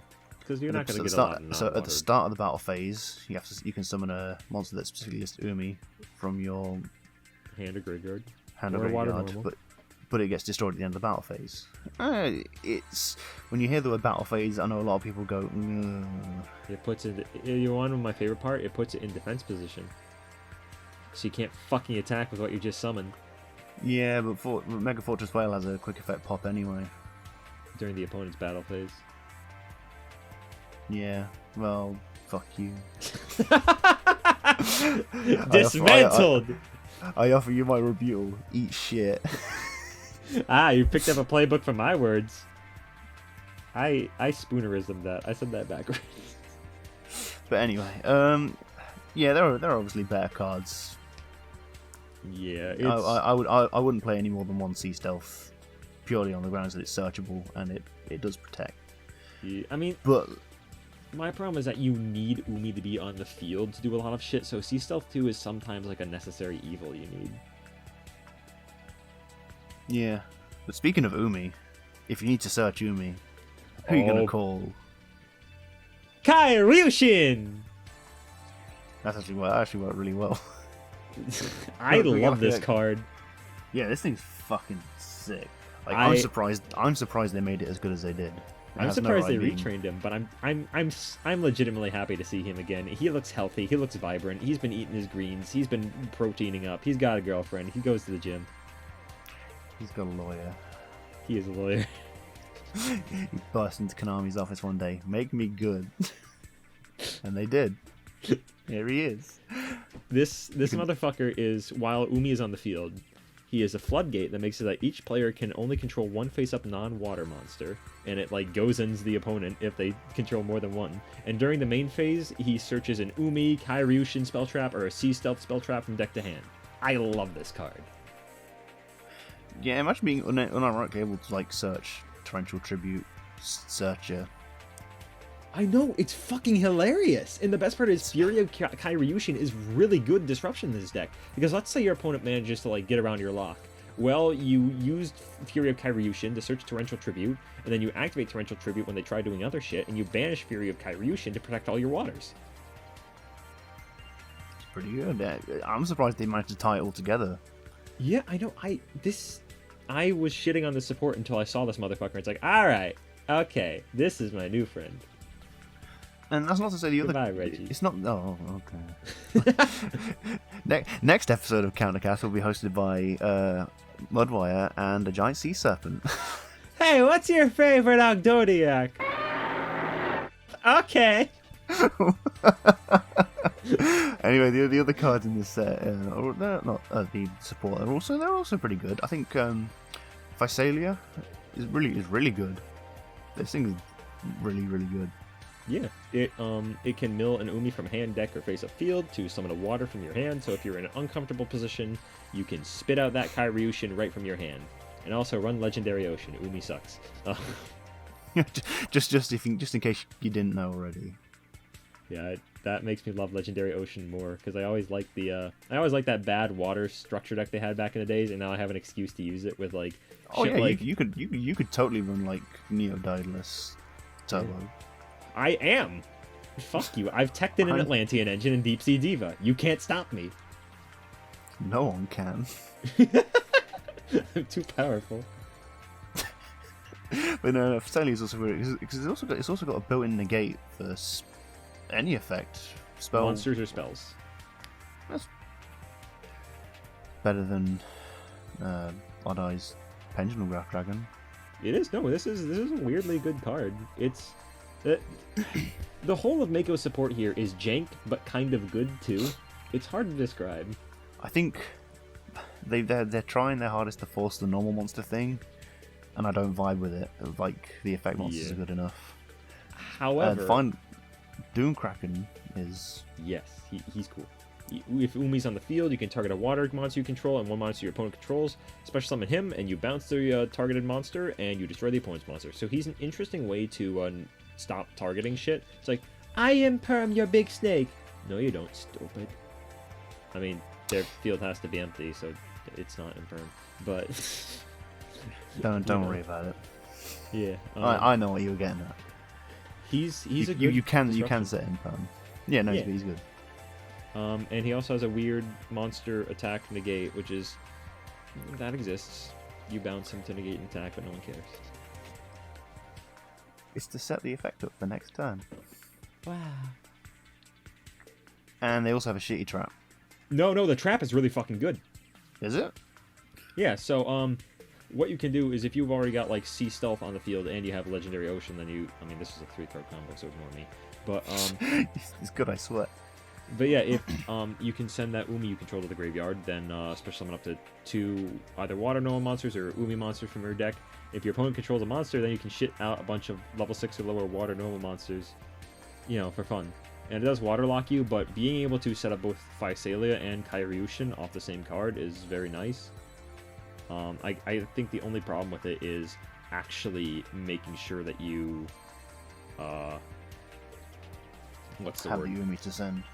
Yeah, that you have a spare Umi to make sure that Kyriushin is live, but other than that, it is pretty nice. And I know Sea Stealth Attack also helps with recurring your Umis.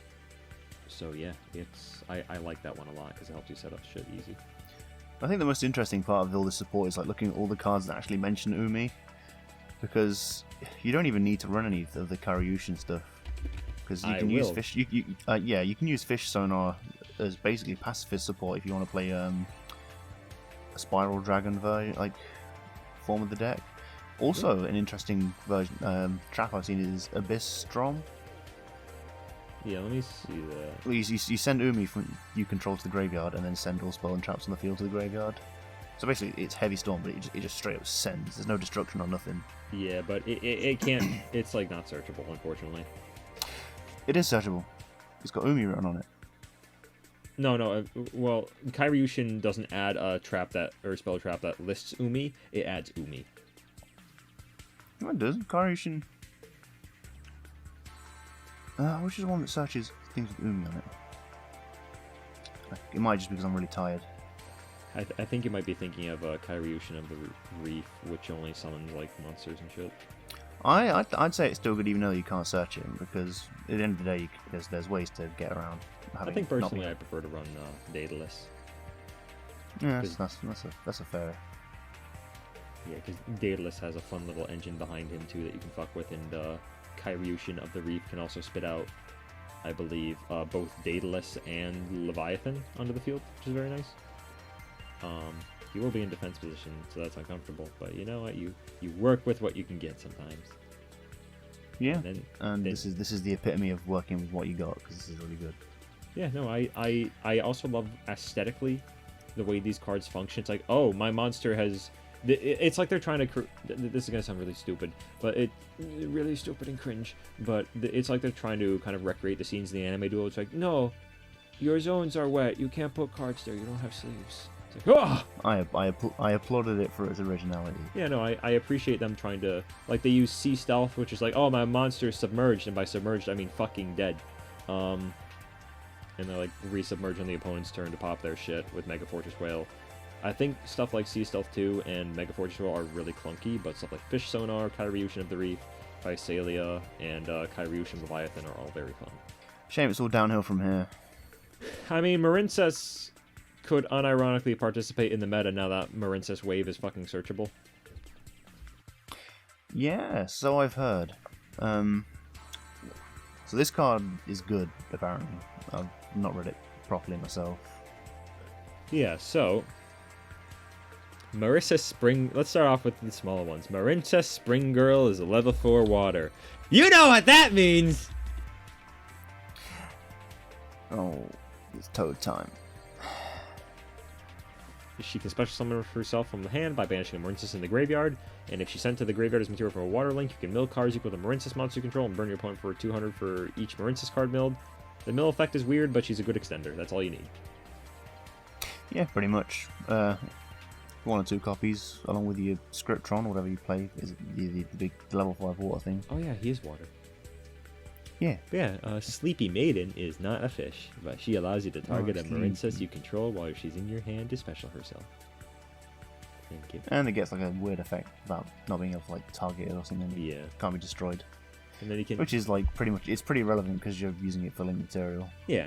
And then you can banish her from the graveyard to equip a Marincess Link from your graveyard to a Marincess Link you control, which is more that weird gimmick thing they tried with Battle Ocean, which I still don't fully get. Yeah, she's aight. And now we get into the funky segment. And I don't know if this is a good funky or not, but Marincess Aqua Argonaut is a Link 4. And makes it so that your opponent cannot attack other monsters while she's in the extra monster zone. Oh, okay. Oh, thank you. Yeah. And she can target and bounce a water you control and a card your opponent controls. And when a back row is activated on the field during your opponent's turn, you can special summon a Marincess equipped to her to negate that effect. She's neat. Her negate is a bit specific. I think the equip summon would have been enough, since that means she can't stop control decks as well, but she's fine. And a nice boss monster to think on. And I think the attack profession thing works against Crystal Heart. Yeah. I don't know. I think. Yeah, no, it's a. To be fair, all the Link 4s are pretty decent. Yeah, it's Yeah. But what else is there? More importantly, the real reason they're all here. Coral Triangle is the one that searches the Marincess trap by sending a water monster from your hand, or just from your hand to the graveyard. There's literally nothing else you have to say about this. I could mention the graveyard effect that banishes to special summon any number of water link monsters whose total link monsters ratings equal 3, but I did mention that. She water locks you, but that doesn't fucking matter when you have Marincess Wave. Because Marincess Wave is a hand trap that makes your entire field miscellaneoususes. Oh, it's like dinosaurs all over again. Looks like dinosaurs are back on the menu, boys. Yeah, there's Marincess Dive is a normal spell. Yeah, the monster reborn's a non-link Marincess, or if you have Marincess Battle Ocean, just spits one out from the deck onto the field. It's good, but... So this begs the question, because I know we spoke about this a few seconds ago, but, before we started, but do we now run more than one Battle Ocean, or do we still stick to the one? I'd imagine that as long as it's searchable with, like, Marincess Sea Angel, you're fine. Okay. Well, it's just nice to have another searchable spell. Yeah. Well, Sea Angel only adds from the deck to the hand, so... Yeah, it's... And is there any way to recur spells and traps from graveyard? There probably is, but I refuse to read Marincess as a matter of principle. Understandable. Have a nice day. I won't. Fine. Then there's Circulation, which is another hand trap for them with the same link 3 condition, and allows you to return a water link you control to the extra deck to summon a Marincess link with the same rating but a different name. It can't attack directly, gains battle protection, this is treated as a link summon. I guess it's alright. Play one. Yeah, I guess you can. It's an OTK thing if you've got opponents got monsters on board. Yeah, I guess it's. I don't know. It seems really weird to me. Like. Yeah. It's very flavor sort of. Yeah, like card. Your Link 1s would be used up. Your Link 2s don't really do anything on Link Summon, and Great Bubble Reef kind of sucks ass. Don't play her. I don't know. It because of the Link 3 thing, it's kind of weird. But I don't know. Would it trigger Battle Ocean? Or do they need to be Link Summoned? No, it has to be Link Summoned. Yeah, so they wouldn't even gain any attack. No, it's treated as a Link Summon. Summon. Out of the extra deck. Oh, it's treated as Link Summon? Yeah. No, I suppose, yeah, so they come out pretty big then. Because you'll target the 3 and then it'll gain, like, what, like, an amount of attack. Yeah, I guess you equip 600 per equip. Yeah. So what, 1800 attack. So yeah, it's definitely an OTK thing. Oh man, that's doing okay. numbers. Big number. And then last is Bubble Ring, which is a negate attack.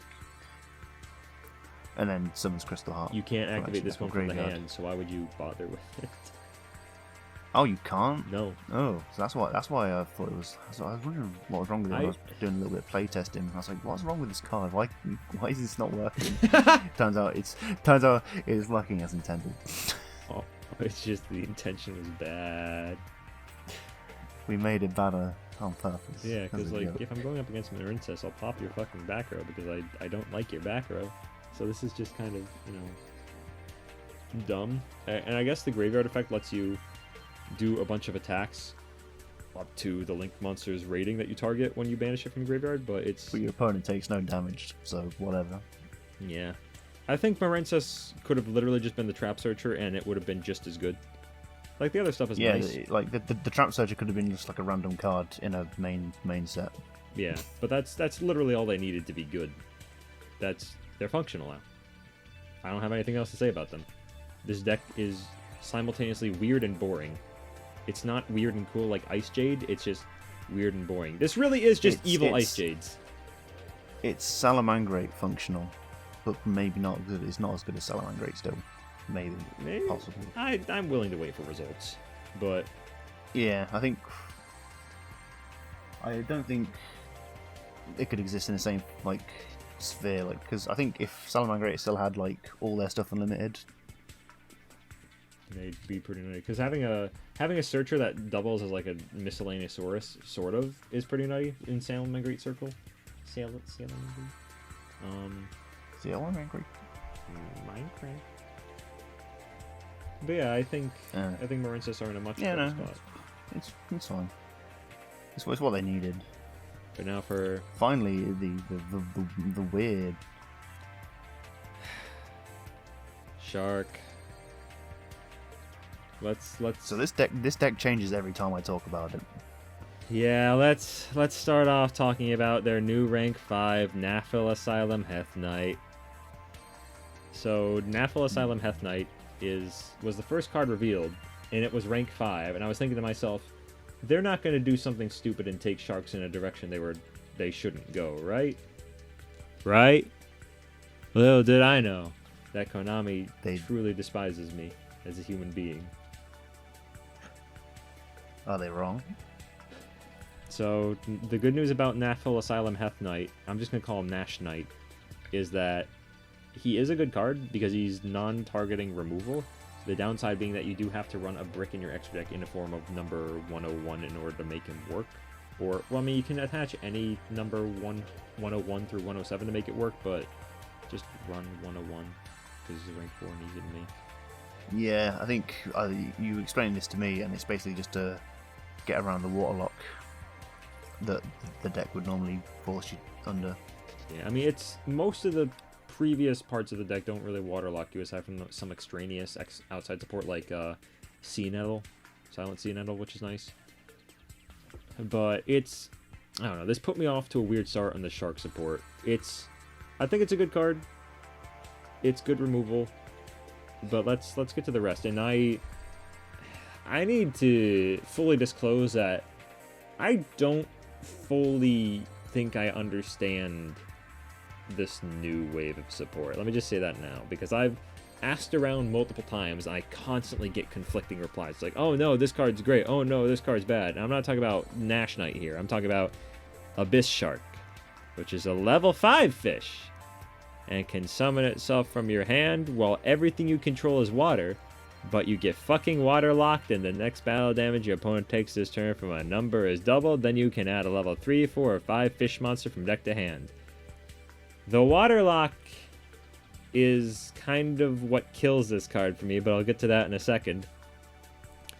Yeah, but you can search fucking shark stickers, dude. I mean, you can unironically search Ixie's Remora, which is pretty good. Then you can search their other new level 5, which is another good extender. Like, he searches good stuff, but that waterlock is fucking painful. And you can use it as Ixie's material for a rank 4 or 3 if you're using it for a number monster. Now, let me... Sharks have always had this weird fixation on trying to also be a rank 3, 4, and 5 pool, but that's a bad idea, and fucking waterlocking them on top of that is even worse. Out of the rank 5 water pool, only Nash Knight, Valiant Shark Lancer, and maybe C101 are worthwhile, but C101 needs to be made with a rank up or some of the other weird bullshit support that they made that you don't want to run, which is just bricky for this deck. And Valiant is...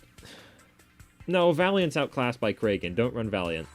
And Nash Knight is okay, but that's like the only reasonable rank 5 to go into. You could run, I guess, Abyss Splash if you want to make me angry on purpose.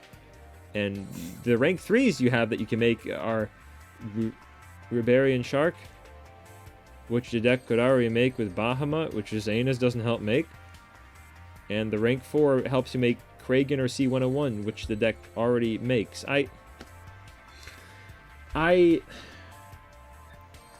Reasonably, you can use this guy to get 2 negates onto the board, but I don't think the deck really struggles with that normally. Like, I run a Coelacanth build, and I can get the 3 disruptions pretty fucking easily, consistently.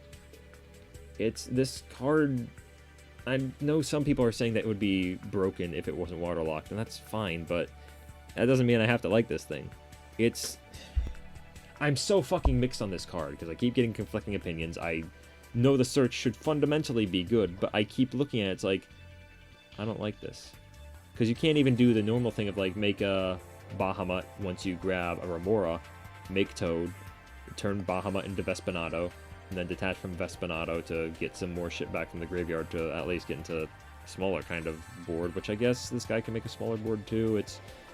I've rambled on about this guy for long enough. I'm just going to say that I'm not a huge fan of him, but some people disagree. Yeah, no, I can see why.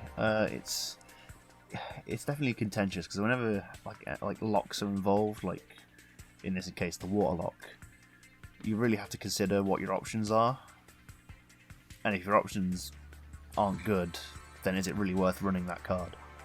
Yeah, I don't know. Every time I see people say it's broken, I always look back and just see the same 2 negate board Sharks could make normally anyways, and it's just like, why are we even here? Just to suffer. I mean, much better than that is Crystal Shock, yeah, no. At least. Crystal Shark is another level 5 because God feels I have wronged him in some way, and if it's in your hand or graveyard, you can target a water monster on the field, and at the cost of Ixie's locking you, you can special summon it and have the target's attack value. I like this one a lot more since the lock is a lot more reasonable. It worked with the buffing stuff later in the game if you got Stealth Kragan, because I think Crystal Shark can, like, target any water monster, right? Yeah. Yeah, he can. So he works with, like, fucking shit up if you got Stealth Kragan. And if you are enough of a dumbass like me to run Right Hand Shark, he sets up a recurring resource loop that you can do if your board gets wiped. It's like, haha, your board gone. Oh, wow, Right Hand Shark come back. Crystal Shark come back. Make Kragan. Give me your life points. But yeah, he's also got the weird, like, you can use him for a rank 4 or 3, only for a number, but, you know, make Kragan fucking pussy. And I guess you can make Dugares, too, to, like, revive a Coelacanth if it's in your graveyard at that point. But yeah, I think he's okay. I think he's probably fine to run at 1 if you run stuff like Lifeless Leaf Fish, because Lifeless Leaf Fish kind of turns that into, like, a 1-card Ixies that you can do shit from there. Yeah, I'm more okay with Crystal Shark.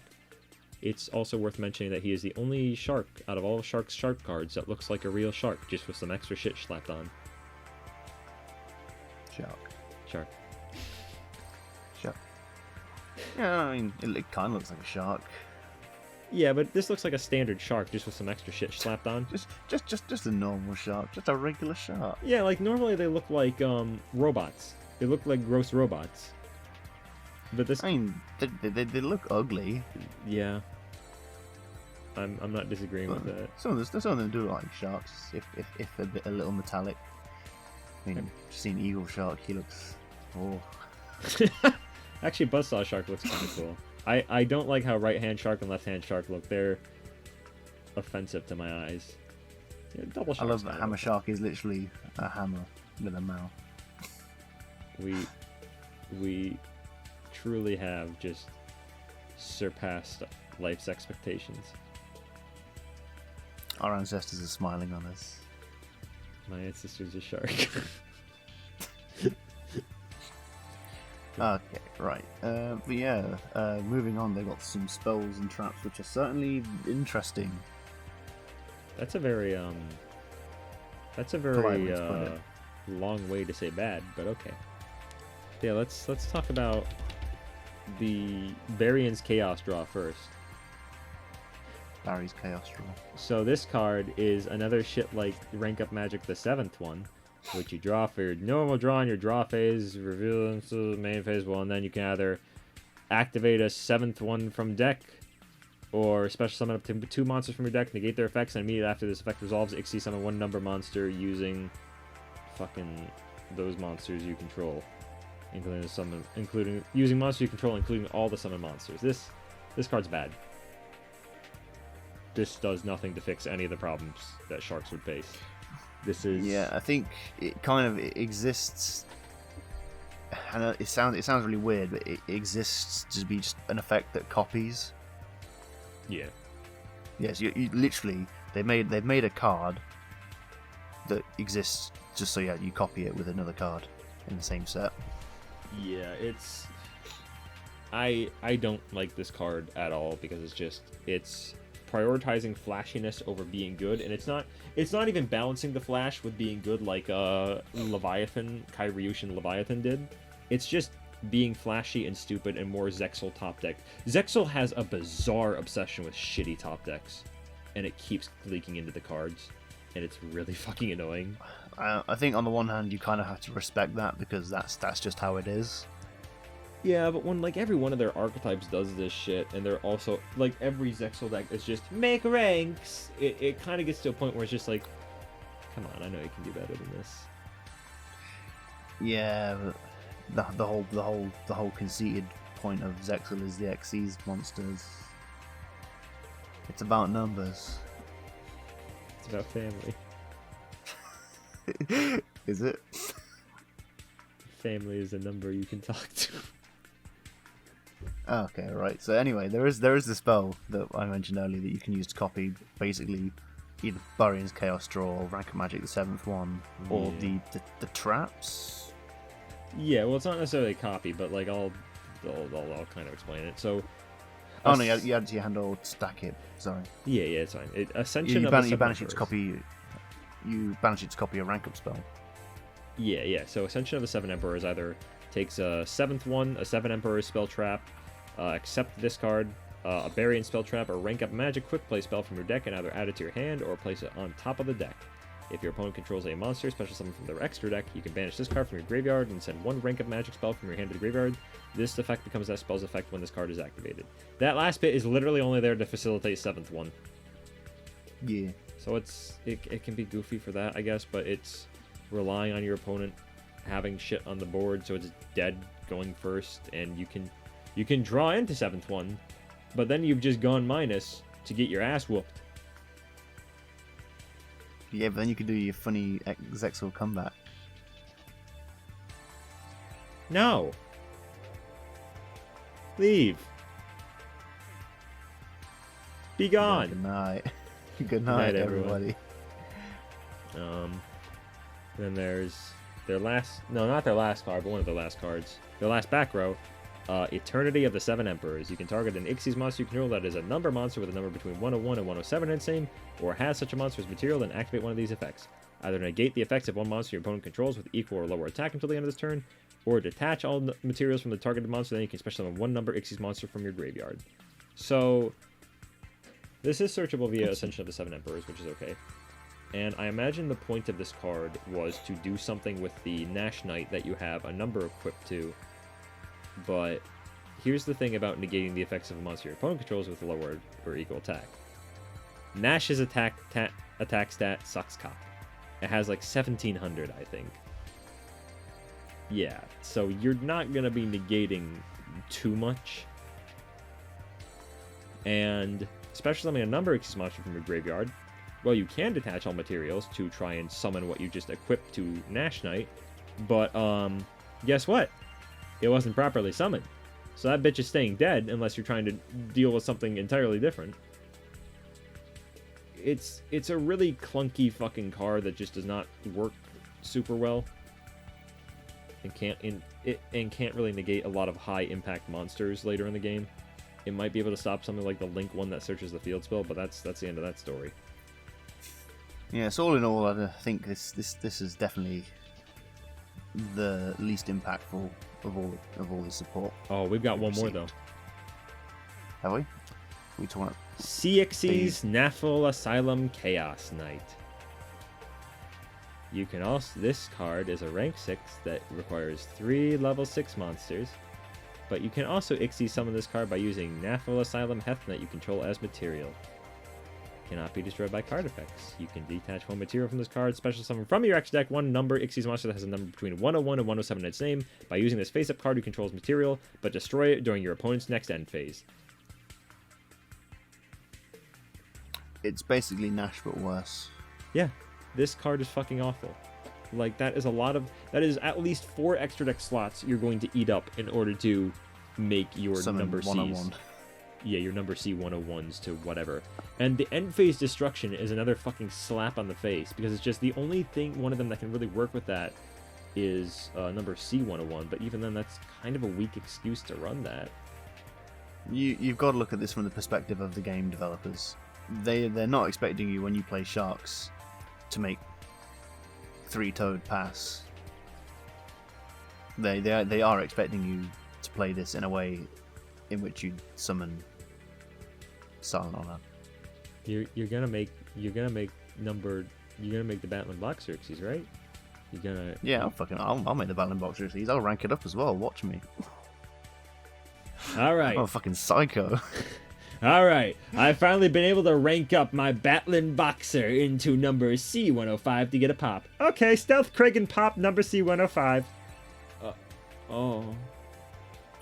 Yu-Gi-Oh is a game about having fun. Don't let them keep you down. If you want to summon that Battling Boxer, you summon that Battling Boxer. So help me God. But yeah, as I was saying before we hit Nash Knight 2. Yeah, before we hit rock bottom. We hit the bottom of the sea with this one. They're not good. No. I think there's a good extender in there at best and a decent rank 5, and that's about it. Yeah, in some weird fucked up way, I'm kind of happy though, because that means I have to spend less money. Oh, you were spending a lot of money recently. Yeah. But for real, we're gonna have to fart with Reaver about that again. God damn. Yeah, I I have been spending a stupid amount of money, which is not healthy for me. I'm fine. I'm not like in debt crisis or whatever yet. But it is good for me to see that it's like, oh, thank God, I only need like 2 cards from this at most, unless I want to build Umi as well. I think the Umi cards will be the money cards. That Karyushin thing's it's way too good. You might be right. It's also going to depend on if Marincess turns out to be meta or not. Yeah, I was going to say, between the Marincess Link and Karyushin. Yeah, this set looks fun. That's my bottom line. I can't wait to see the next one.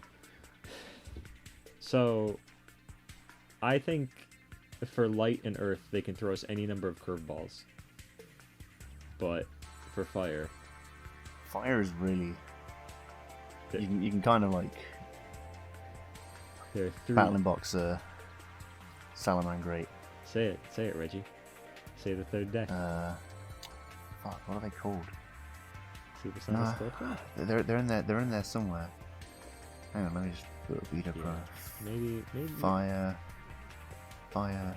effect. Yeah, what's... What were they? What's that type that starts with a P? No, it can't be that nice. Yeah, you're right. It's in.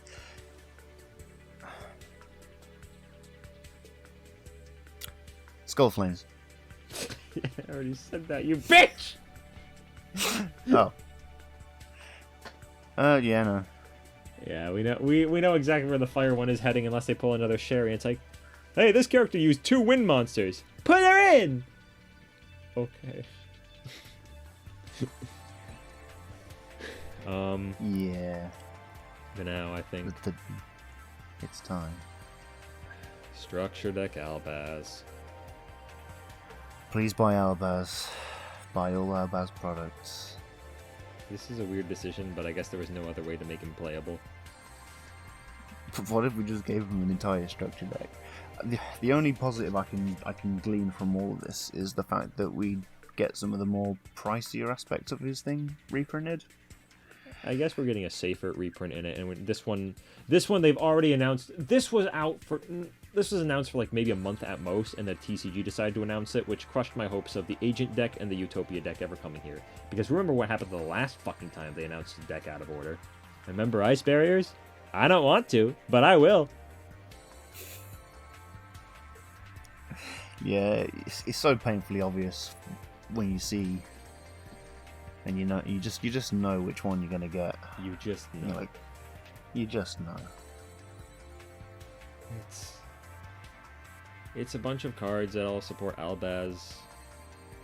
You've got, but none of them are. They're like Springans and Tri Brigades and unlikely Sword Soul allies, and it's just. They all support Albaz, and when they're on the field and Albaz is in there, they ask, Where's Albaz? And I think Albaz should have access to a time machine, personally.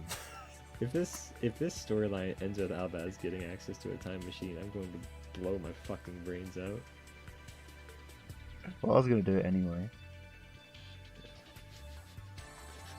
Uh-oh. Yeah. Yeah, It's okay. It'll be fine. See it on shelves for like a few quid. Pick it up for what? Isn't there a Nibiru reprint or something? They're safer. They're definitely safer. Wyver Buster and Collapse Serpent. Veiler. Is it Darkness? Dark Rule No More? Yeah, Sorry. I think it's Dark Rule No More. So basically, it's just the Charmer structure deck with Albaz Guard instead of Charmers.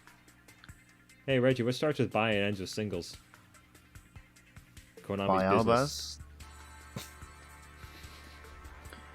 It's certainly an interesting model, Yeah, and I can't wait to see what they do with it. I really can't. I guess most of what they revealed isn't like offensively bad or anything. Most of it's fine and seems to help the deck. Like you've got stuff like Springgan's Kit, which, you know, special summons herself if you have an Albaz fusion on field or in graveyard, and if summoned she adds a branded spell trap from fucking anywhere, then place a card from hand on the bottom of the deck. You got Mercurier, who's a level 4 Darkwing Beast that's clearly a robot, but you can use him to discard to negate a monster effect if you control an Albaz fusion, and if banished it adds a Fallen of Albaz card that lists him. He's not a Tri-Brigade in anything but name, but that's fine. Well, you know what would have made these cards even better? What? If they supported the archetypes they're named after. No, Springgan's Kit is a Dark Beast Warrior, and you're going to like it. I don't want to like. I mean, that doesn't even bother me. It's just the fact that nowhere on this card does it say Springans. Yeah, it's mostly like a lore thing, like with unlikely Sword Soul allies, which is just like it's a level 4 light tuner, which does something weird. You can banish him like from field negates or an attack, doesn't it? yeah, something negates stupid. attack. Yeah. You can banish him from field or graveyard, especially on the light spellcaster whose attack equals its defense from hand or graveyard. So Ecclesia or Fleur de Lis, you can go with Ecclesia the Virtuous in white, which is a nice thing. So he kind of sucks dick though, so you need to get him in the graveyard somehow. And there's Paradise Branded, which gives you like magical meltdown protection for fusions. And if you fusion summon, you can search Albaz or a monster that lists them. Which seems nice, but some of these cards need you to be like balls deep in your combo ready to function. No, when I think Albaz, I don't really think combo. Well, that's what they But want. at least the ice Jade fusion thing's pretty good. No, yeah, that thing's pretty nice. It's like, what is it? It's just like a quick effect banish, like once per turn per every 2 turns. It's that kind of like, because I've noticed a lot of the Albaz fusions quite passive. So to see one that's like fairly aggressive. Yeah, like one that's... It's nice. Just you can use this to just like push the game, and Rebellion's also okay. Rebellion's a little bit weird. Like, I remember there was one reason I liked him. The reason I like Rebellion is that he's just there to like recycle shit. He doesn't seem to do a whole lot himself, but he can help you out in the grind game, which is nice to see.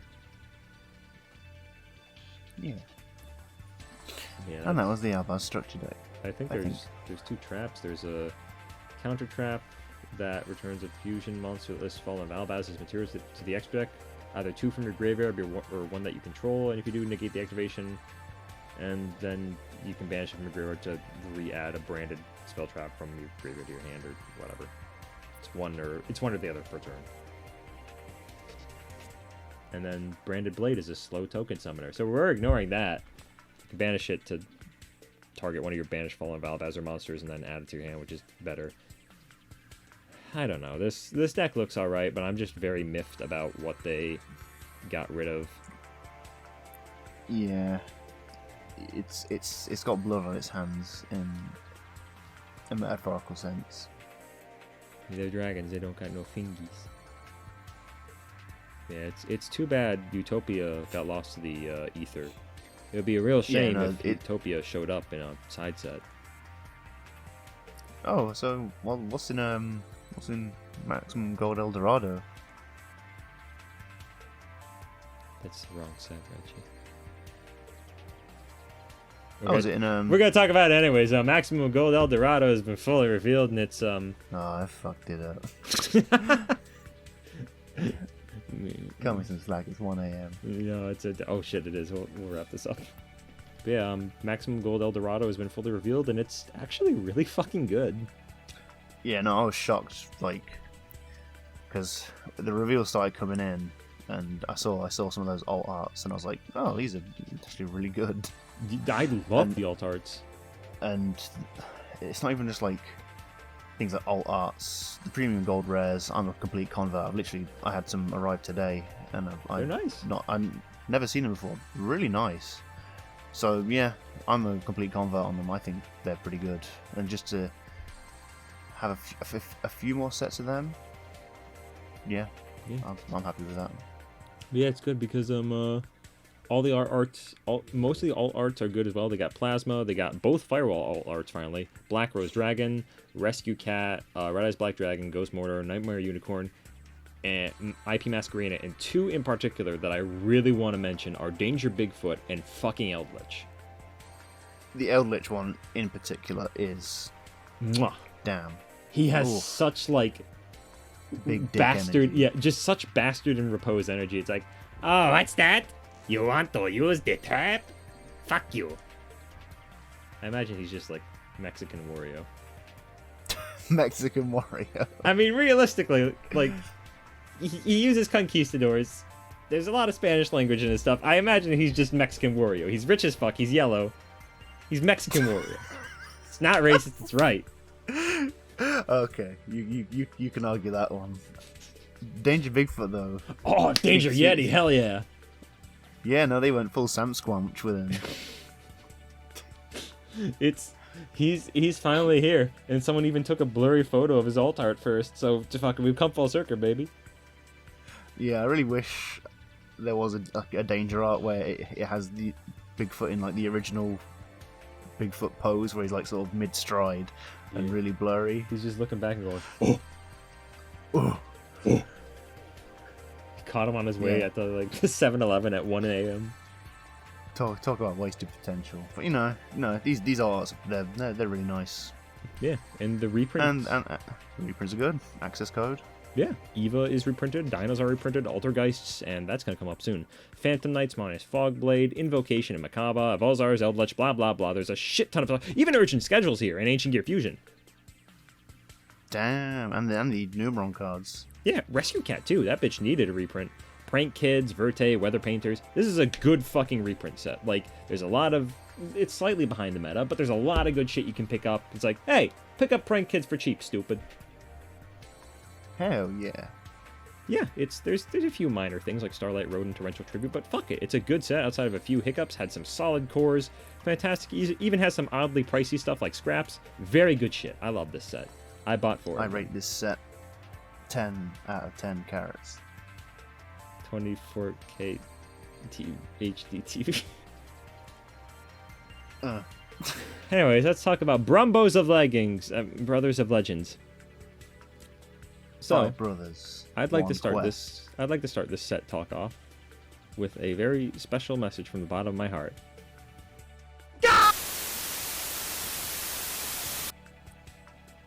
I'd like to say for reference that for the listeners at home, you may actually hear what has to be screaming, but it cuts off every now and again for me, so this is brilliant.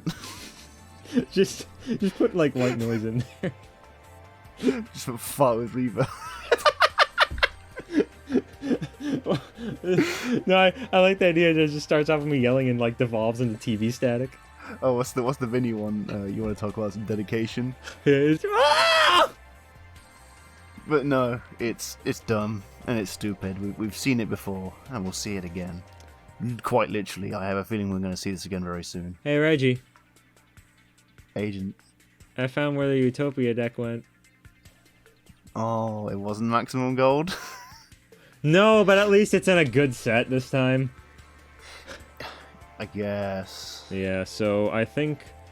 let me actually check the rarities for this, because this will be important, because it's a... I think it's the secrets.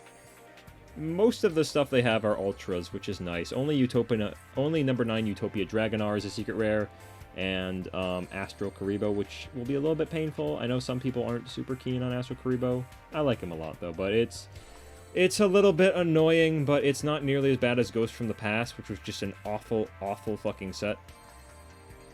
I'm kind of happy because like this, I found that all the Karibo cards are ultra rare, so I just have to like walk in and pick them up out of the Yeah. Oh, dude, fucking the bulk. Here's the big news for me though. Number 89 Diablosis finally got a reprint. You say finally? Well, this is its actual first mainstream printing. I mean, yeah, but like I think saying like it hasn't gotten a reprint in a while is relevant here when its original printing was like $500 and it was printed over 4 years ago. Yeah, as a prize card. I think that's what kind of distincts it. It's like when what's the fucking Light Sworn rank for? Minerva. That, yeah, where like I think there's a big difference between like the prize card printing and its original first printing. Yeah, it's Diablosis isn't a bad card either because he can be used turn 1 to snipe stuff from your opponent's extra deck. The main downside, he also looks cool. The main downside being that there's not a lot of good rank 7 decks out right now. No, well, nothing really matters when you just rank into Zeus anyway. Oh, I guess nothing does matter. Yeah, the card of your opponent. But yeah, it's very nice to see Diablosis finally come back, which is very nice. And Altergeist got their imports finally. Fiji Alert, which is lol, Lamau. Pukari and Memory Gant, which those two are good one-ups in the deck, is what I've been told. And we also got Right Hand Shark, Left Hand Shark, and White Mirror, baby! I am so fucking excited that White Mirror is finally here. White Mirror is such a good It's been a long card. time coming. Yeah. Once again, it's a weird like level of selectivity with their reprints, because they didn't do Boral and Dragon, did they? No, they didn't, which is still really weird to me. I guess they're saving it for Ghost from the Past 2, but I don't know at this point. But yeah, there's some high-class fucking reprints in here, though. Magician Souls, Evil Hero Dusted Gold, and Malicious Bane, some Infernoids, Nibiru, Ragged Gloves, 2 Squires, Red Eyes Fusion, Beatrice, Allure of Darkness, Osseldig, and of course Forbidden Droplets. Dragoon is there too as a Starlight.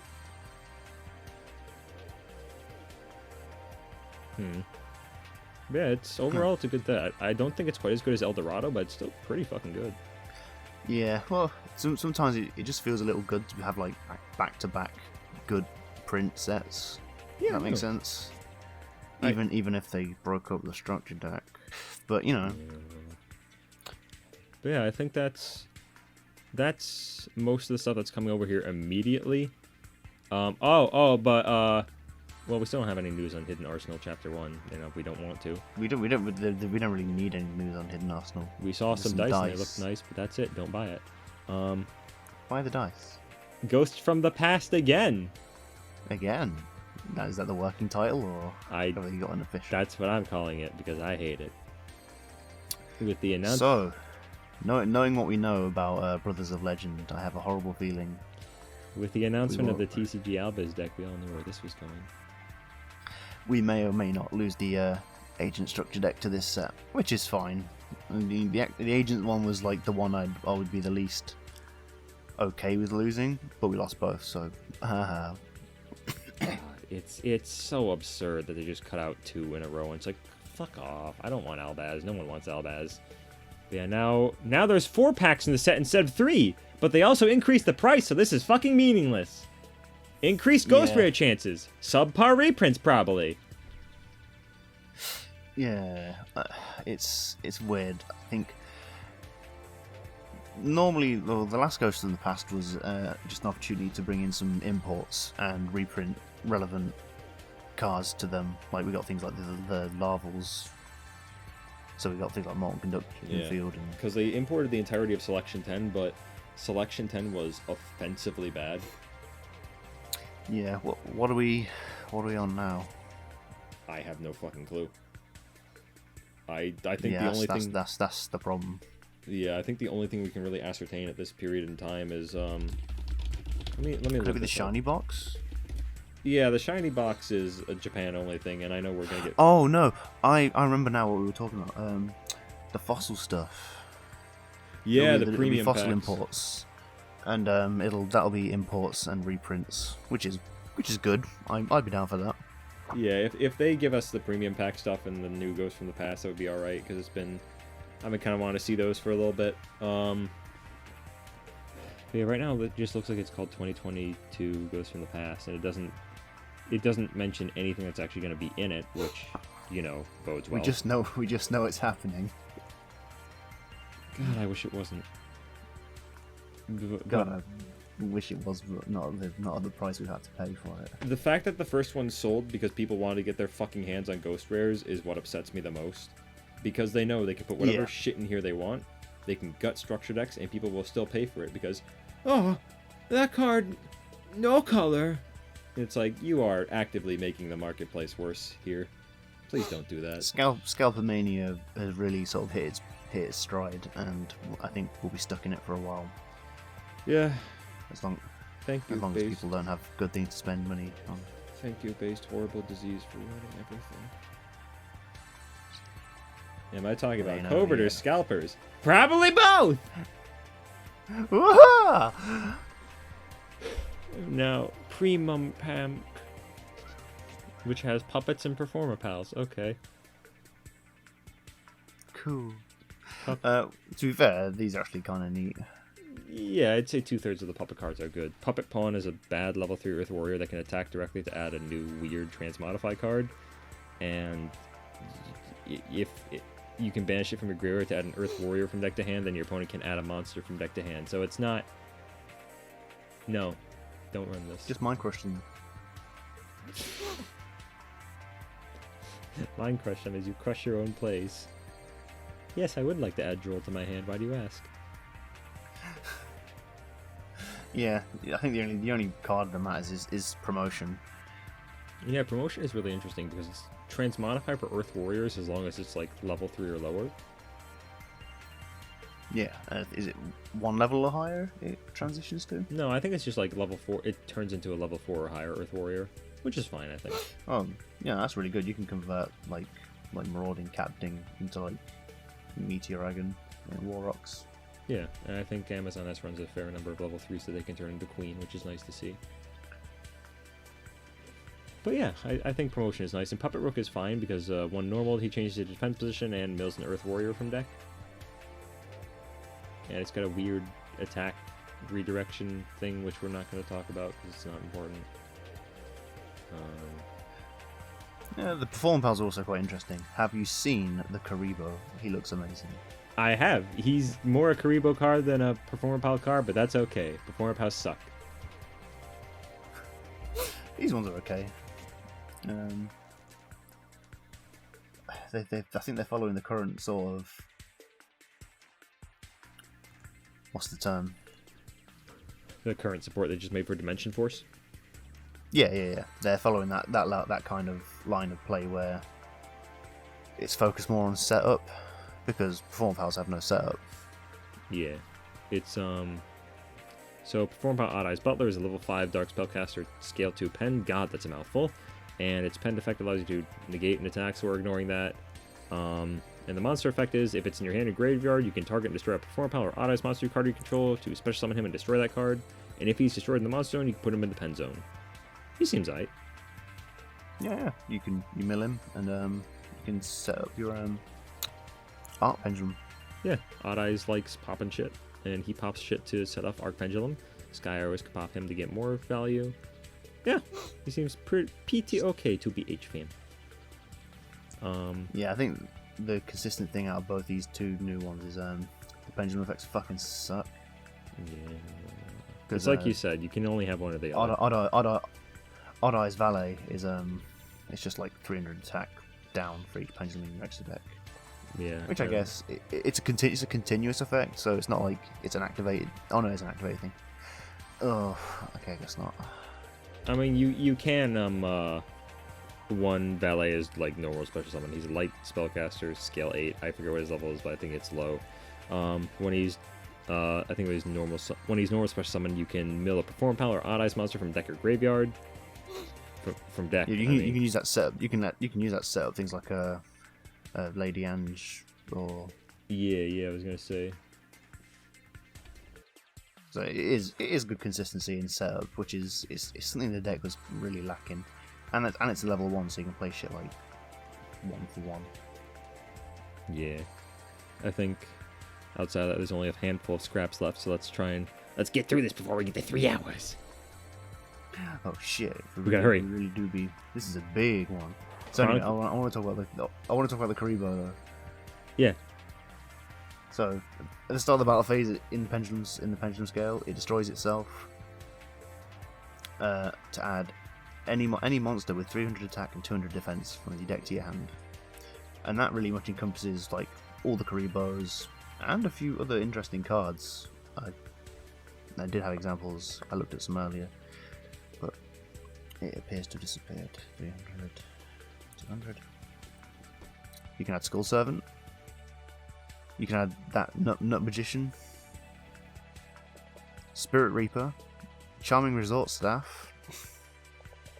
Okay, maybe this isn't quite as good as I first thought. Adds Karibos, that's all you need. Savity Angel. Dude, you can add White Spirit Baking. Reaper. No, yeah, you can search White Baking with this. And White Mare. So technically this is a better Skull Servant card than any of these Skull Servants we've got. That is a sad And thing it's to a level say. 8, so you can pitch it with Trade In, you can Allure of Darkness it. It's actually surprisingly versatile. Yeah, and the monster effect's no good, isn't so good, but it's got a thick booty. It's like 3k defense. Yeah. It's good for the searching, and I think the battle phase restriction kind of holds it back a little bit, but Karibos are inherently stupid anyway, so it's fine. They're stupid, but I love them. Me too. Oh, you can search Worm Apocalypse. We're moving on. Let's From one apocalypse to another. let's talk about Chronicle Magician. Do you remember Let's Blue not. Eyes? I do. Do you remember Dark Do you remember Dark Magician? I do. Anyways, Yorishiro off the Aqua allows you to either copy the level and name of a water monster in graveyard, or if you have Umi, special summon what you target instead at the cost of both waterlocking you, and you can recover her from graveyard to recover a dead Umi. She's good, decent, one of helps with recovery and shit. Yeah, pretty much. I just really find it annoying that these kind of cards wind up in V-Jump and not in the set that, you know, Yeah, but kind of it's... has all the... I know why they do it, because, like, buy this too. And it's like, okay. Alright. byproduct. Don't ask questions. I'm kind of glad that we don't have V-Jump promos over here anymore. Like, we've got our own slew of stupid shit to put up with, but at least we don't have to buy, like, bad shonen jump. That situation got so bad because we were so far behind. They just scrapped it and released all the ones we were missing. Yeah, I mean, we still have some annoying, like, manga cards every now and then. Like, remember Utopia the Lightning? It's okay don't to want play to. this crap. Play Something the crap. crap. Play the crap. Buy something crap. This will surely destroy this giant tower. But yeah, fucking...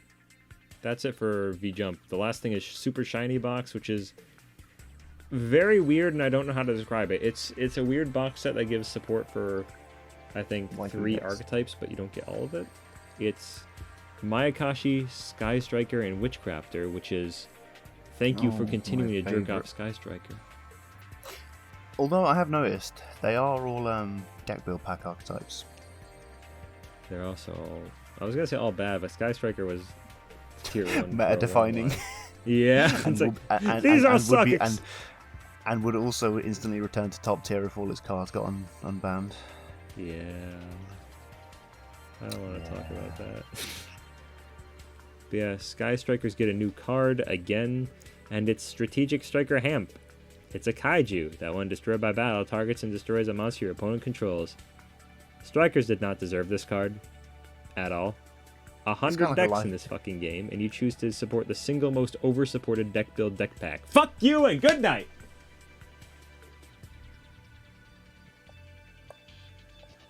We don't know what the other cards do, by the way. That's okay, I'll read them off because I kind of fucking hate them all. Mayakashi's got a Link 3 because Yuki Ono cannot stop being made. Yuki Ono the Icicle Mayakashi because they refuse to make a new main deck. And if she's special summoned, you can target an effect monster your opponent controls and negate its effects. And as a quick effect, you can banish her from the graveyard to special summon a banished or dead zombie synchro. She is good and helps the synchros actually accomplish something. Huh. Something. Yeah, I think that was the weird thing about Mayakashi, because like between the Link 2 and the Link 4, there was always that awkward gap when you were doing your climb. Yeah. So it's nice to have that kind of bridge.